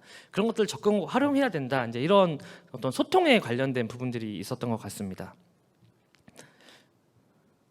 노동자의 의견 문제는 여전히 소규모 사업장은 어렵습니다. 어떻게 대표성을 가진 또는 의견의 창구로서 이제 역할을 할 것인지, 소규모 사업장을 갈수록 이런 의무나 자율성이 같이 주어져 있어서 오히려 사업주의 책임을 노동자에게 전가시키는 구조로 가는데요. 이것도 사실은 굉장히 이제 문화적인 부분이 있습니다. 상식에 대한 말씀을 드렸지만 반드시 사업주가 마스크를 착용하게 해야 된다는 게 사업주의 의무라면은 노동자 핑계를 댈 수 없는 거거든요. 그거는 일을 작업을 지시하는 주체 자체가 안전까지 같이 지시를 하는 거가 당연한 한 묶음인데 이거가 분리된다는 생각 자체가 굉장히 좀 모순적인 거고요. 노동자가 참여를 해야 되지만 참여를 해서 의견을 냈다고 그걸 책임지는 것은 아니라는 것을 알려줄 필요가 있습니다. 결국에는 사업주의 책임이 가장 중요하고 노동자가 참여해서 의견을 내는 거는 의견을 내는 거지, 우리가 회의를 해보시면 알잖아요. 의견을 낸 사람 그럼 네가 해, 이제 이거가 가장 문제입니다. 그래서 의견을 내는 것 자체로 어떤 보상이라든지, 그래서 이런 좋은 아이디어나 좋은 생각들이 열매를 맺을 수 있는 이제 그런 거가 꼭 사업주뿐만 아니라 어떤 안전보건공단이나 고용노동부에서 소규모 사업장의 노동자들의 아이디어나 이런 것들이 잘 올라올 수 있고 전파될 수 있는 틀도 있으면 좀 좋겠다는 생각을 했습니다. 그리고 사회적 의무를 이제 가족이라는 표현을 써서 대가족, 막 가족 중심 이렇게 얘기를 하는데요. 저는 이게 적절한 비유일지 모르겠지만 사장님 노동자를 가족이라고 얘기하는 거는 시어머니가 며느리를 내 딸이다라고 얘기하는 거와 똑같지 않을까. 네, 그런 어떤 서로의 갭이 있거든요. 그래서 서로의 이제 이런 대화를 못하는 상황이라면 이 중개자나 안전보건공단이나 고용부에서 이런 중개 역할을, 아니면 지역의 거버넌스, 어떤 거버넌스 같은 거가 그런 이제 중개를 해준 역할도 해주는 거가 굉장히 중요하다고 생각합니다. 이 부분이 저는 되게 좀 많이 와닿았었는데요. 소규모 사업장이 다 이제 동질하지만 동질하지 않습니다. 특히나 이제 기업의 규모에 따라서 이유도 마찬가지로 고민을 했는데요. 중간 관리자가 안전보건을 관리할 수 있느냐 아니면 사장님이 직접 하느냐에 대해서 완전하게 큰 차이가 난다라는 게 이제 여기서도 말하고 있는 내용이었고요. 그렇기 때문에 이 관리 자체를 10인 미만 또는 중간 관리자가 없는 소유주 사업 관리자인 이제 이런 사장님한테는 굉장히 부담이 크기 때문에 이분들한테는 좀 더 다른 방식의 더 밀접하고 더 장시간 또는 더 어떻게 보면 더 많은 자원이 투자될 수밖에 없는 구조를 가지고 있고, 한 20인 이상의 좀 더 큰 기업은 그래도 감독자 역할을 하시지 않을 수도 있기 때문에 더 좀 중간 관리자에게 잘 투자를 하는 방식으로 이제 갈 수 있다라고 이렇게 되어 있습니다. 안전보건 같은 경우에는 지금 이제 말씀하신 안전보건관리 담당자 20인 이상의 지금 우리나라는 되어 있잖아요. 그러니까 20인 이상은 이 담당자가 있습니다. 그래서 담당자를 어떻게 활용할지, 담당자 입장에서는 없던 일이 생기면 굉장히 큰 부담이거든요. 담당자에 대한 사실은 보상이 없는 상황에서 끊임없이 요구만 많아진다면은 담당자도 더 하고 싶지 않거든요. 그래서 이럴 때 이 담당자들을 어떻게 활용할지에 대한 좀 개선 방안들이 별도로 좀 고민되어야 된다고 생각이 됩니다. 8번은 지금 우리 안전보건공단에서도 이제 부문별, 업종별, 뭐 건설업이냐, 기계냐, 서비스업이냐, 또는 뭐 특고냐, 다양한 이제 업종별로 이제 맞춤화 설계를 좀 하고 있는데요. 근데 산안법에서는 아직까지 이런 이제 업종별, 부문별 이 관리 감독 체계가 맞춤화가 안 되어 있습니다.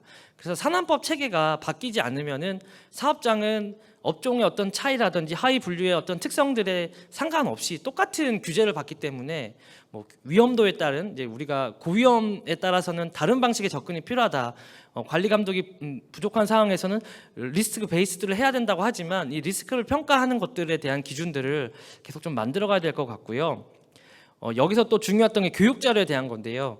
이제 교육 자료가 최근에 소규모 사업장이 쓸만한 교육 자료가 점점 없어지고 있습니다.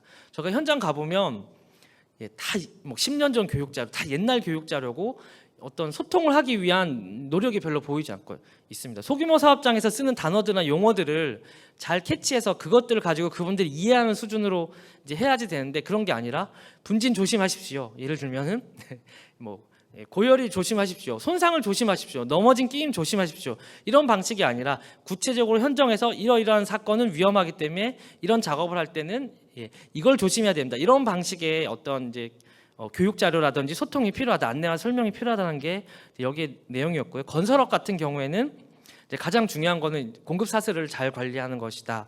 이렇게 얘기를 해주고 있습니다. 이거 굉장히 복잡한 내용들인데요. 이건 나중에 혹시 자료를 받아서 한번 보시면 아실 수 있을 것 같습니다. 결론을 말씀드리면 지원은 굉장히 다양한 방식으로 되고 있지만 이것이 정말 잘 도달하고 있는지, 그리고 이것이 활용이 잘 되고 있고 효율적으로, 그리고 이거를 어떻게 이제 증가시킬지, 이런 것들에 대한 고민들을 좀 같이 했으면 좋겠다. 그리고 소규모 사업장은 스스로 도움을 먼저 손을 내밀지 않기 때문에 저희가 어떻게 다가갈지를 다양하게 고민을 해야 되는데, 현재 구조는 어떻게 되어 있냐면, 저희가 근로자 건강센터를 하면서도 가장 많이 부딪혔던 문제는 어떻게 다가가야 될지가 너무 힘든 거예요. 이걸 좀 더 체계적으로 하고 전달해주고 고용노동부는 안전보건에서 할 수 있는 거가 공문을 각 사업장에 다 보냈다, 이제 그런 건데요. 그런 방식으로는 그냥 매일 오는 신문 또는 뭐 어디서 날아온 적십자 회비 지침 뭐 그런 통지서 같은 이 정도밖에 안 되거든요. 그래서 구체적으로 어떻게 중개를 정말 손을 잡아서 서로 만나서 악수를 시켜줘야지 이게 만날 수가 있습니다. 그래서 어떻게 개선할 것인지에 대한 이제 좀 고민들이 필요한 것 같습니다. 그리고 대기업의 수많은 우수 사례들은 그냥 남 얘기입니다. 남의 나라 얘기고요.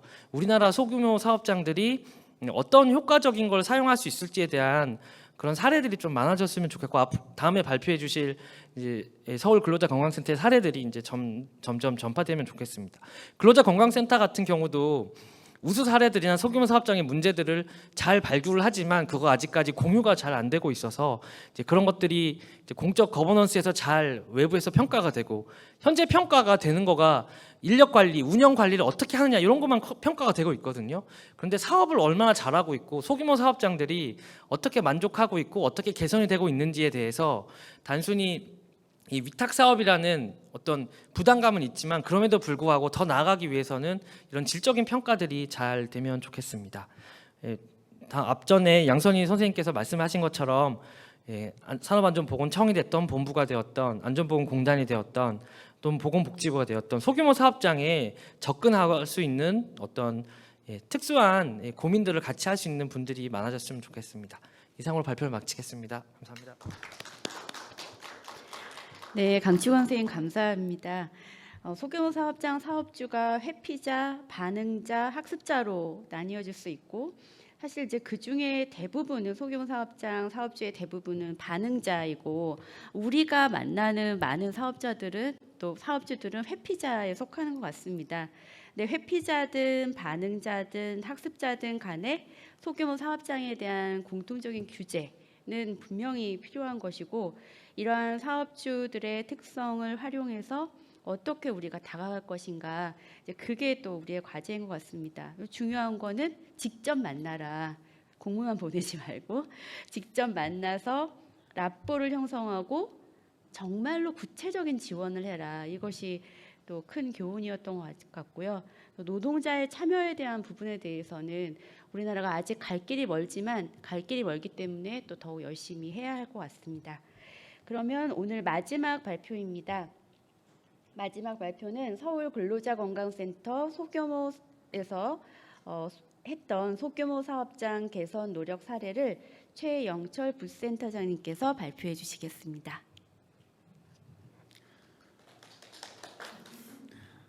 예, 안녕하세요. 저는 서울 근로자건강센터에서 상담하는 의사로 일하고 있는 최영철이라고 합니다. 보통 이 마지막 세션이면 시간이 부족해가지고 쫓기면서 발표를 하게 되는데 오늘 이렇게 시간을 넉넉하게 주셔서 감사합니다.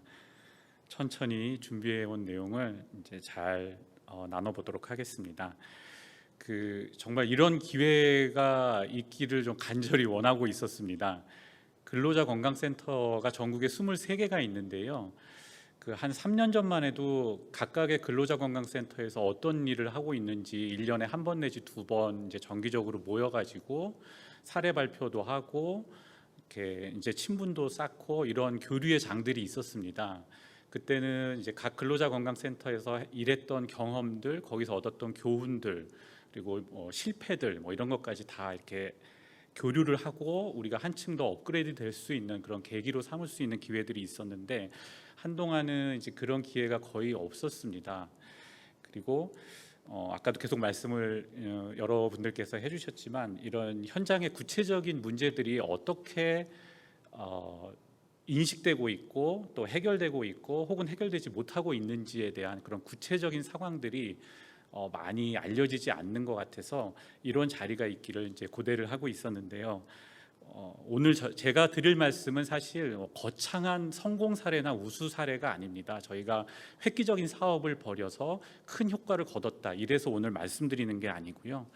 저희가 맨 땅에 헤딩을 하고 정말 아무것도 없는 상태에서 좌충우돌하면서 실제로 작은 사업장에서 이런 문제들이 있을 때 어떻게 접근해야 되는지 그런 구체적인 상황들을 우리가 한번 좀 공유를 해봤으면 좋겠다고 생각을 해서 한국에서의 사례라는 이름으로 발표를 하게 되었습니다. 여기 제목을 보시면은 서울 중구 을지로 작은 인쇄소와 함께한 서울 근로자 건강센터의 경험입니다. 이거는 저희가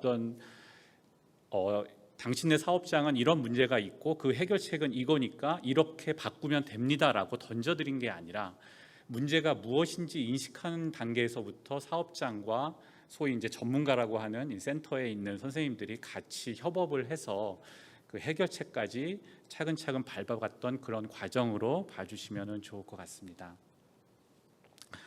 근로자 건강센터가 생소하신 분들도 있을 것 같아가지고 간단히 말씀을 드리겠습니다.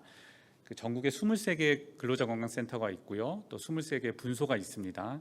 저희 서울 근로자 건강센터는 금천구의 가산 디지털 단지에 위치를 하고 있고 근로자 건강센터 서울 중구 분소가 충무로역 바로 앞에 있습니다.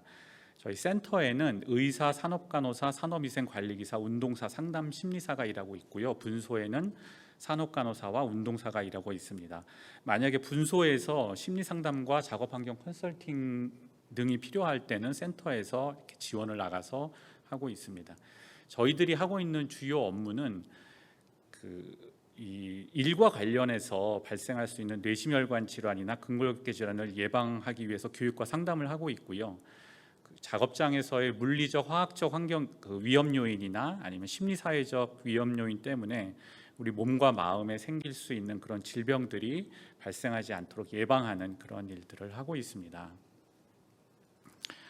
대부분의 작은 사업장이 외부 기관에서 방문하는 것을 극도로 꺼려합니다. 그래서 어떤 강제 조항이 있거나 아니면 눈에 보이는 확실한 이득이 있지 않으면 근로자건강센터가 제안하는 프로그램에 관심이 없거나 참여하더라도 그 참여 의지가 그렇게 높지 않은 편입니다.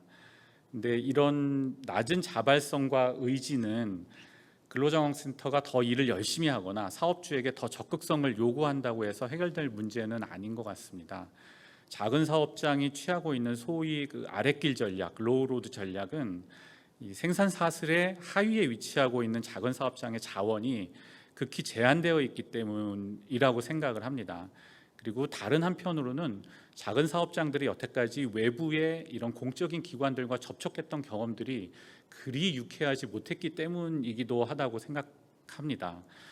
주로 이제 어디선가 다녀가면 생전 처음 들어보는 서류를 갖춰놔야 된다고 하거나 아니면은 점검을 받는다거나 뭘 개선하라고 하는데 비용이 엄청나게 들어간다거나 심지어는 이제 과태료를 맞는다거나 이런 경험들만이 쌓이다 보니까 누군가 찾아온다고 하면 굉장히 일단 부정적이 되고 저항감이 심하게 되죠.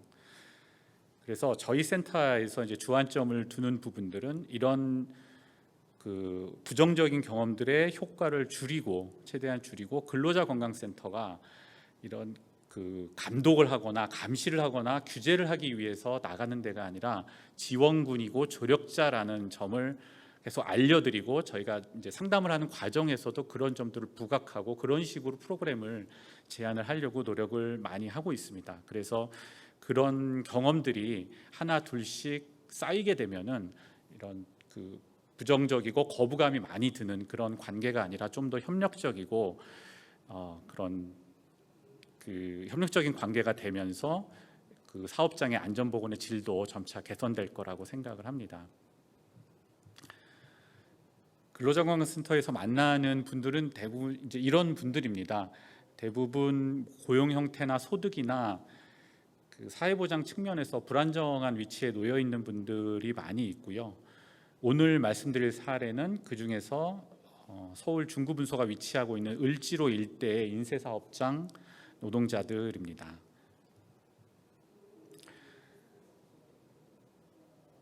그 대표적인 도심 제조 업종이죠. 봉제, 재화, 귀금속 등과 함께 이제 되게 오래된 도심 제조 업종이 바로 인쇄업인데요. 그 중구에는 이런 오래된 인쇄 사업장들의 집적지가 있습니다. 을지로, 남대문로, 태평로 이 동네가 예전부터 관공서도 많았고 뭐 금융기관도 많았고 그래서 여기에 이제 인쇄소들이 많이 몰려들게 된 것 같습니다. 90년대, 2000년대를 거치면서 디지털 인쇄가 보급되고 그래서 인쇄소들이 많이 줄어들고 상당수가 이제 다른 지역으로 이전을 하긴 했지만 그래도 을지로 일대는 아직까지는 그 상당한 규모의 그 인쇄업 생태계가 활성화되어 있는 그런 지역입니다.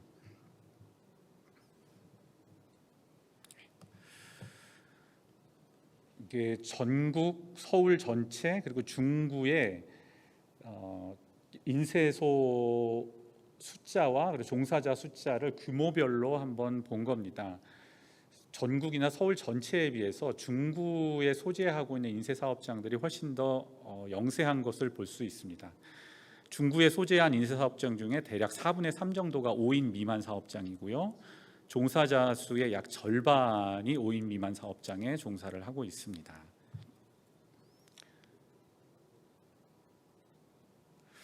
이 사진이 저희가 이번에 그 사업을 펼친 이제 옵셋 인쇄 사업장의 대표적인 모습입니다. 이게 옵셋 인쇄기고요. 그 대부분의 이 영세한 옵셋 인쇄소들은 이런 옵셋 인쇄기를 한 대 내지 2대 정도 놓고 작업을 하고 있습니다. 인쇄 업종은 그 안에서도 이제 생태계가 이게 다양한 분야가 존재를 하는데요. 뭐 기획을 맡고 있는 회사도 있고, 그 디자인이나 편집을 맡는 회사가 있고, 그리고 그 편집이 완료된 거를 인쇄판으로 출력하는 그런 업종이 있고, 인쇄판 출력된 거를 가지고 인쇄를 하고 그다음에 그 후반 작업을 하는 뭐 제본이나 코팅 같은 후반 작업을 하는 업체들도 있습니다.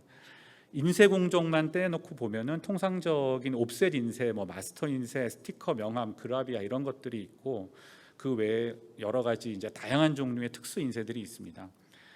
대형 고정 고객들을 확보하고 있지 못한 영세한 인쇄소들은 이런 기획사, 대형 기획사들의 종속적인 위치를 갖고 있거나 아니면 대형 인쇄소의 하청 계열화된 곳들도 많이 있습니다.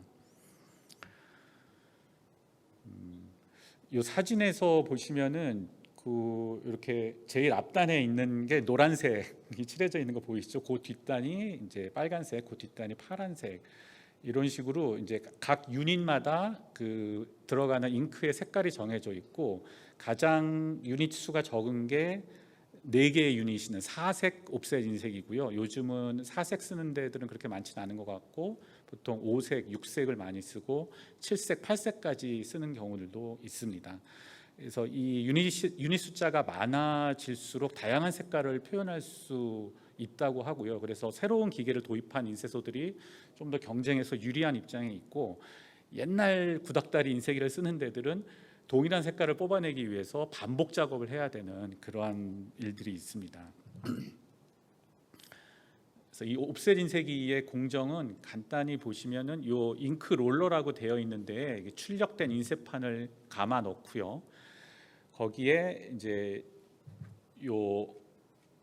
그 사진에서 왼쪽에 그 인쇄 유닛들에 올려져 있는 동그란 통 보이시죠? 거기에 붓이 꽂혀 있는데요.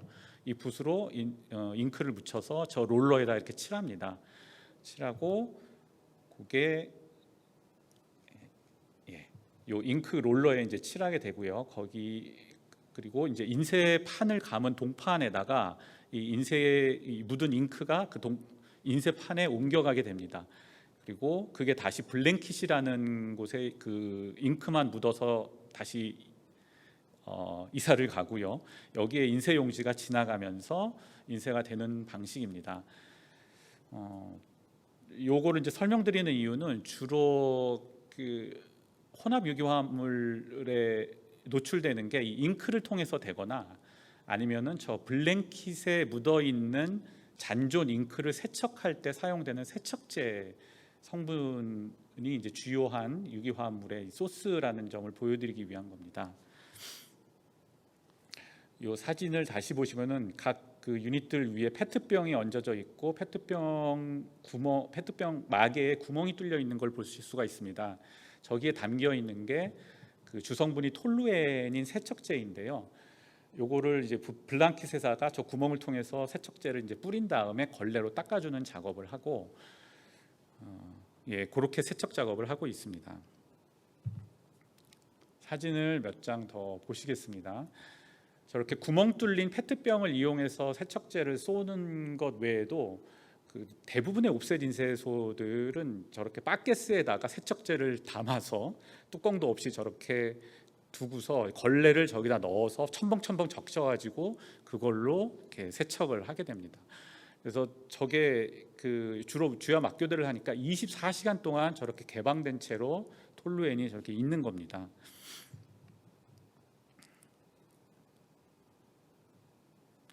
당연하게도 이 아까 보셨던 이 페트병이나 이런 바켓스에는 이 물질명도 안 붙어 있고 경고 표지도 당연히 없겠죠. 그리고 세척 작업에 사용한 걸레에도 이게 문제가 되는데요. 사용하는 걸레 숫자가 어마어마합니다. 저게 이제 자체적으로 조달할 수 없기 때문에 저것도 어디서 걸레를 사오는데요. 사와서 저기다 이제 세척제 잔뜩 묻혀가지고 잉크 닦아낸 저 걸레들을 그때 뭐 이렇게 밀폐된 용기에 갖다가 놓기가 어렵기 때문에 여기저기 인쇄소 그 작업장 안에 던져두게 됩니다.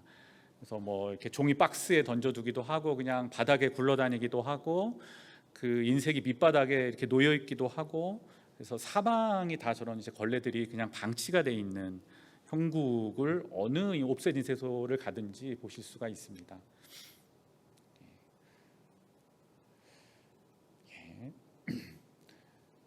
그리고 이게 이제 걸레를 그 폐기물 수거 업체에서 정기적으로 와가지고 수거를 해가는데 수거할 때쯤 되면은 저렇게 수거용 마대자루 안에 틀을 잡아놓고 저기다 걸레를 던져서 놓아둡니다. 당연히 이게 뭐 어떤 쓰레기통을 사용하는 게 아니기 때문에 뚜껑이 있을 수가 없겠죠. 그래서 저것도 밀폐되지 않은 상태로 계속해서 이제 공기 중으로 휘발되고 있는 상황입니다.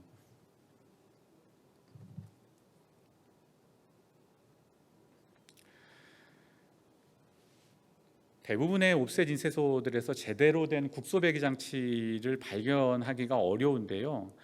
낡은 건물 구조의 특성상 국소 배기 장치가 아예 설치가 불가능한 곳들도 있고요. 하려고 했는데 건물주가 반대해서 못한 곳들도 있습니다.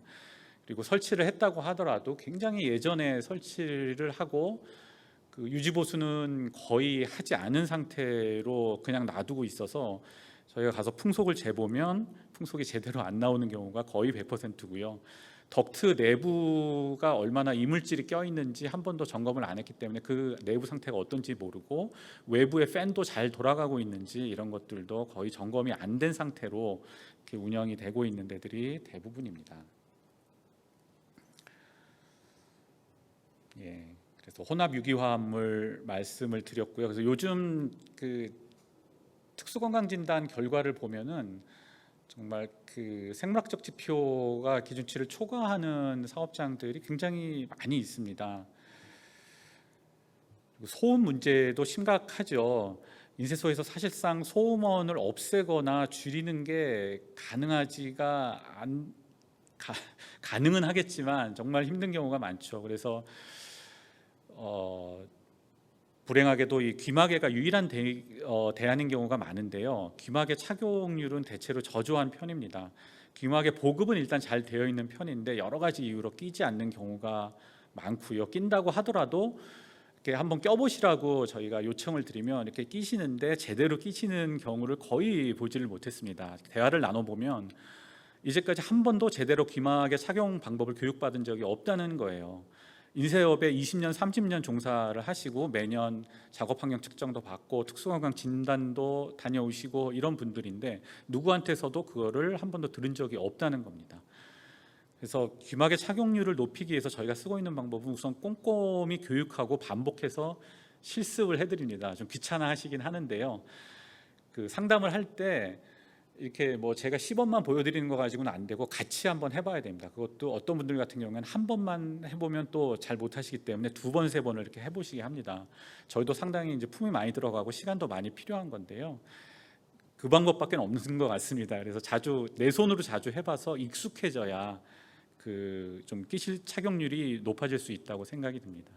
귀마개 착용을 하기 어려운 수많은 이유를 대시죠. 아프다, 불편하다, 끼고 빼기 번거롭다, 자꾸 빠진다, 동료하고 대화를 해야 된다, 기계음을 들어야 된다, 이런 얘기들 정말 많이 하시는데 여기에 대해서 저희들이 이제 고민을 많이 하다가 지금은 귀마개를 정말 다양하게 구비를 해놓고 있습니다. 그래서 이렇게 상담을 나갈 때 다양한 귀마개를 잔뜩 들고 나가서 왜 안 끼세요? 아, 여기 아파요. 그럼 요거 한번 껴보세요.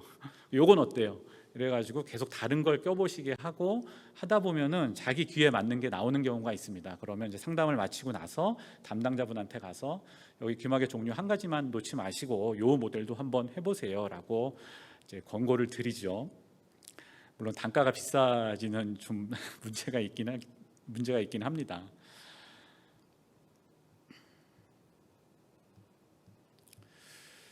세 번째가 이제 주야 막교대 근무인데요. 옵셋 인쇄의 경우에는 특히나 주야 막교대가 굉장히 보편적입니다. 저는 처음에 제가 근로자관센터에서 일한 지 5년째인데 처음에 와서 인쇄소들을 다니면서 왜 모든 옵셋 인쇄소들이 주야 막교대를 하지?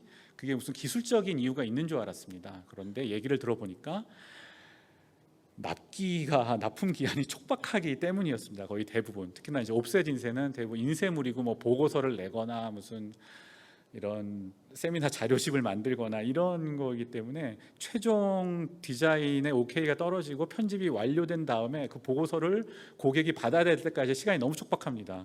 근데 대부분의 옵셋 인쇄소들이 뭐 오늘 이제 편집 완성본 넘겨주고 내일까지 주세요 이러면 밤을 새서라도 그거를 맞춰내기 때문에 이게 업계에서 보편화된 관행이 된 거더라고요. 그래서 사실은 이게 꼭 필수적이냐라고 얘기를 하면은 이런 관행만 바꾼다면은 야간 작업, 밤샘 작업이 필수적이 아닌 거죠. 근데 이게 이제 간혹 일감이 너무 밀려서 간혹 일어나는 게 아니라 일상적으로 밤샘 작업이 있다는 게 정말 심각한 문제라고 생각을 합니다.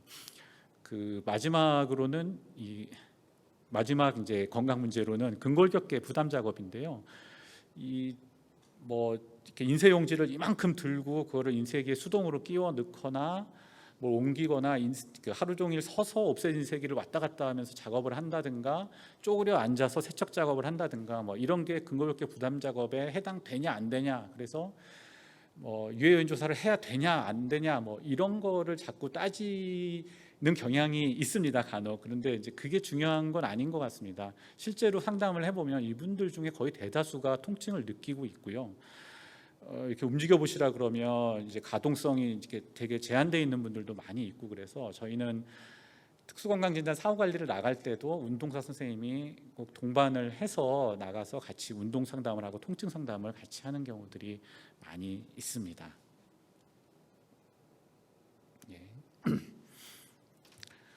예, 이제 본론으로 들어가겠습니다. 저희 센터에서 방문한 사업장들을 이렇게 보면은 작업 환경이 정말 오랜 기간 동안 변함이 없는 경우가 대부분입니다. 그래서 매년 저희 센터도 나가고 작업 환경 측정도 오시고 특수건강진단도 다녀오시고 이렇게 하는데 그리고 이제 그런 데들 다녀가면은 작업 환경 측정 결과 보고서도 받아보고 거기에 이제 여러 가지 이걸 이렇게 바꾸세요, 저렇게 하세요, 이렇게 평가 결과와 권고까지 같이 들어가 있고 특수건강 진단도 사후 관리를 이렇게 하세요라고 소견도 받아보고 저희도 이제 다녀와서 저희가 봤더니 이런 문제가 있으니까 이렇게 고치세요라고 보고서를 다 드리고 하는데 결국 가면은 작년에 했던 얘기를 가서 작년에 봤던 문제를 똑같이 발견하고 작년에 드렸던 말씀을 똑같이 드리고 작년 보고서와 똑같은 내용으로 또 보고서를 써드리는 경우가 많습니다.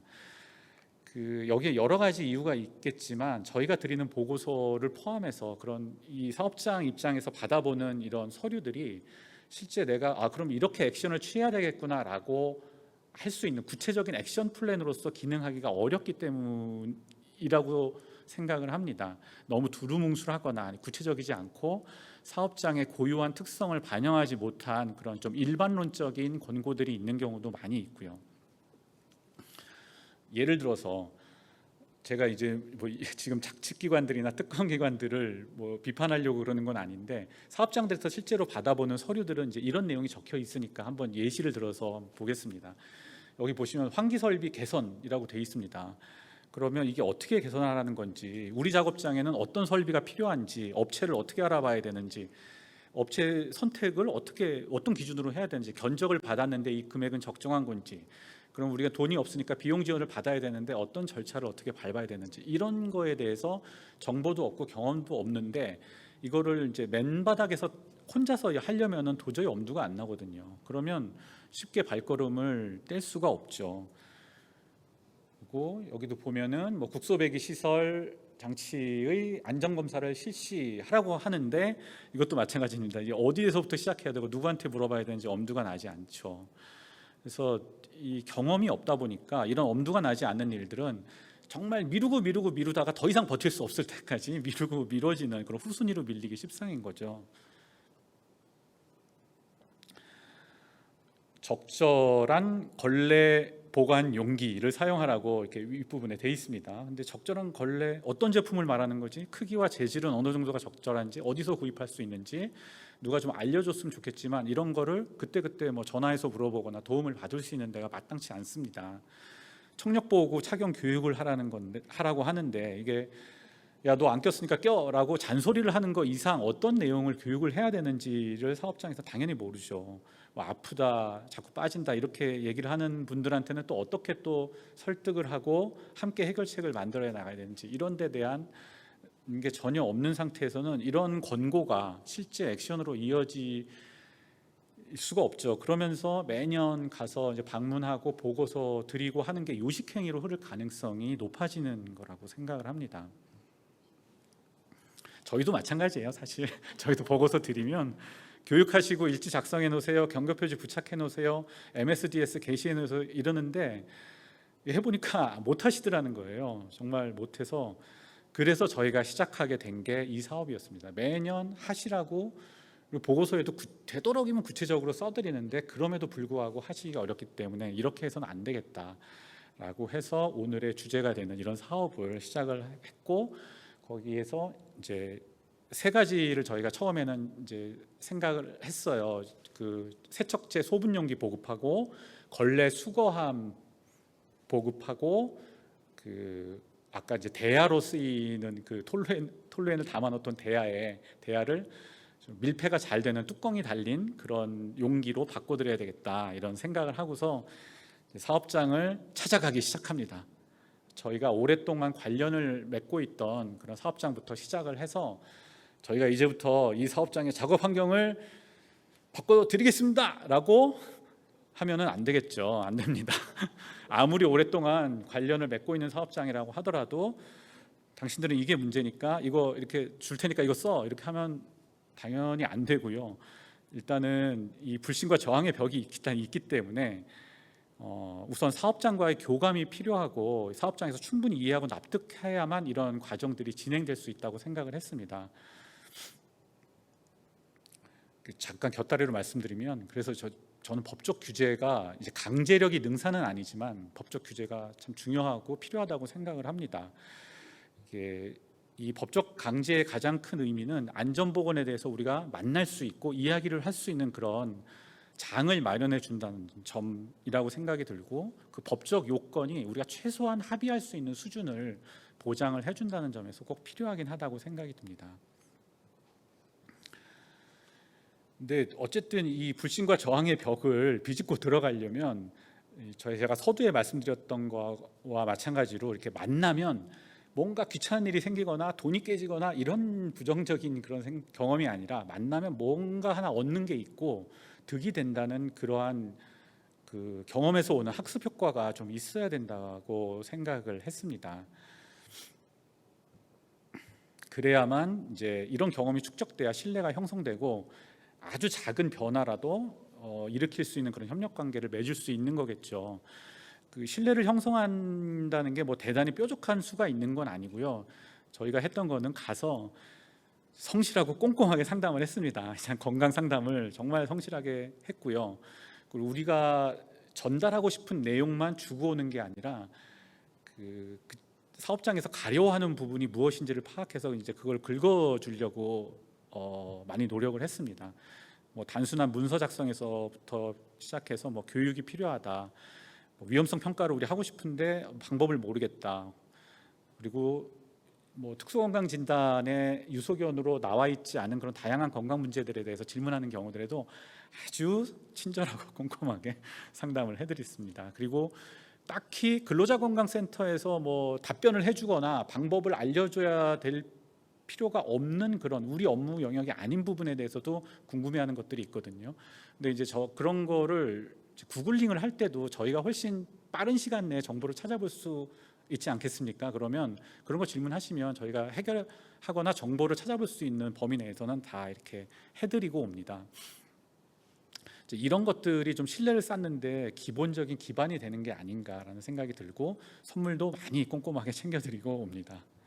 그래서 이런 것들이 쌓이면 일단은 우리가 이 사람들은 뭔가 점검하러 온 사람들이 아니라 뭔가 도와주러 온 사람들이구나라는 조금씩 마음을 열게 되는 그런 게 되는 것 같습니다.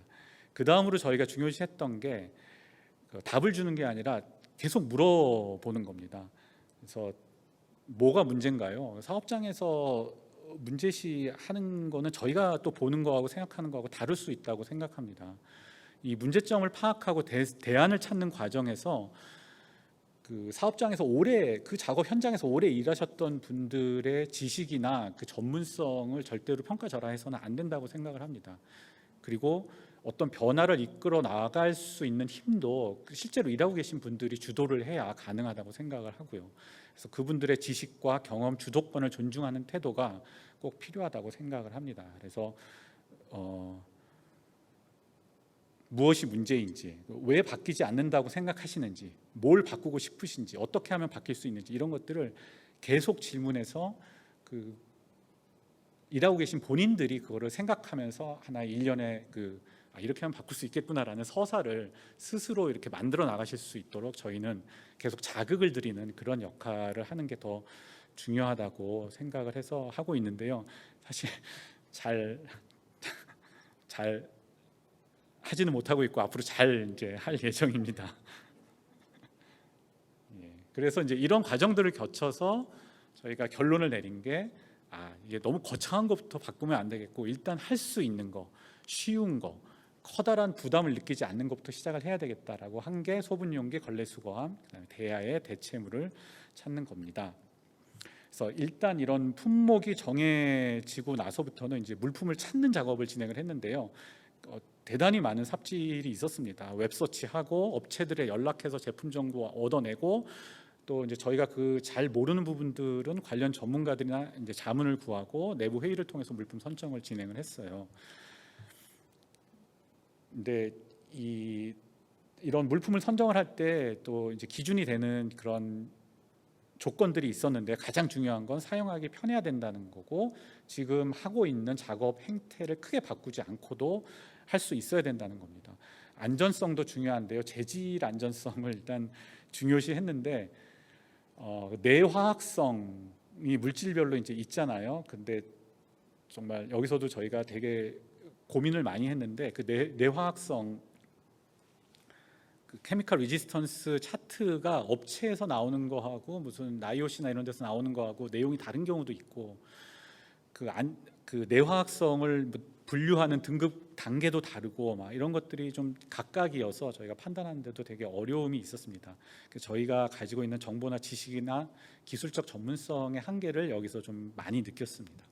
범용성도 중요했습니다. 이렇게 비슷한 작업을 하는 동종 업종 내에서 광범위하게 보급이 되려면 이제 많은 수가 만족할 수 있는 그런 제품이어야 되고요. 가격도 당연히 중요하고 기성품을 할 것이냐 주문 제작을 할 것이냐 사실은 이거 선택의 여지는 없었어요. 저희가 예산이 거의 없기 때문에 기성품 중에서 적절한 걸 골랐는데 저는 가능하다면 이거는 주문 제작을 해야 된다고 생각을 합니다. 그래서 저희가 검색한 제품들이 이런 것들을 검색을 했습니다. 뭐 이렇게 손잡이 달리고 위에 원터치 뚜껑이 달린 이런 것도 있고요. 뭐 이런 이제 식초나 식용유 이런 걸 담기 위한 용기들도 있었는데, 이런 것도 이제 봤고요. 여러 가지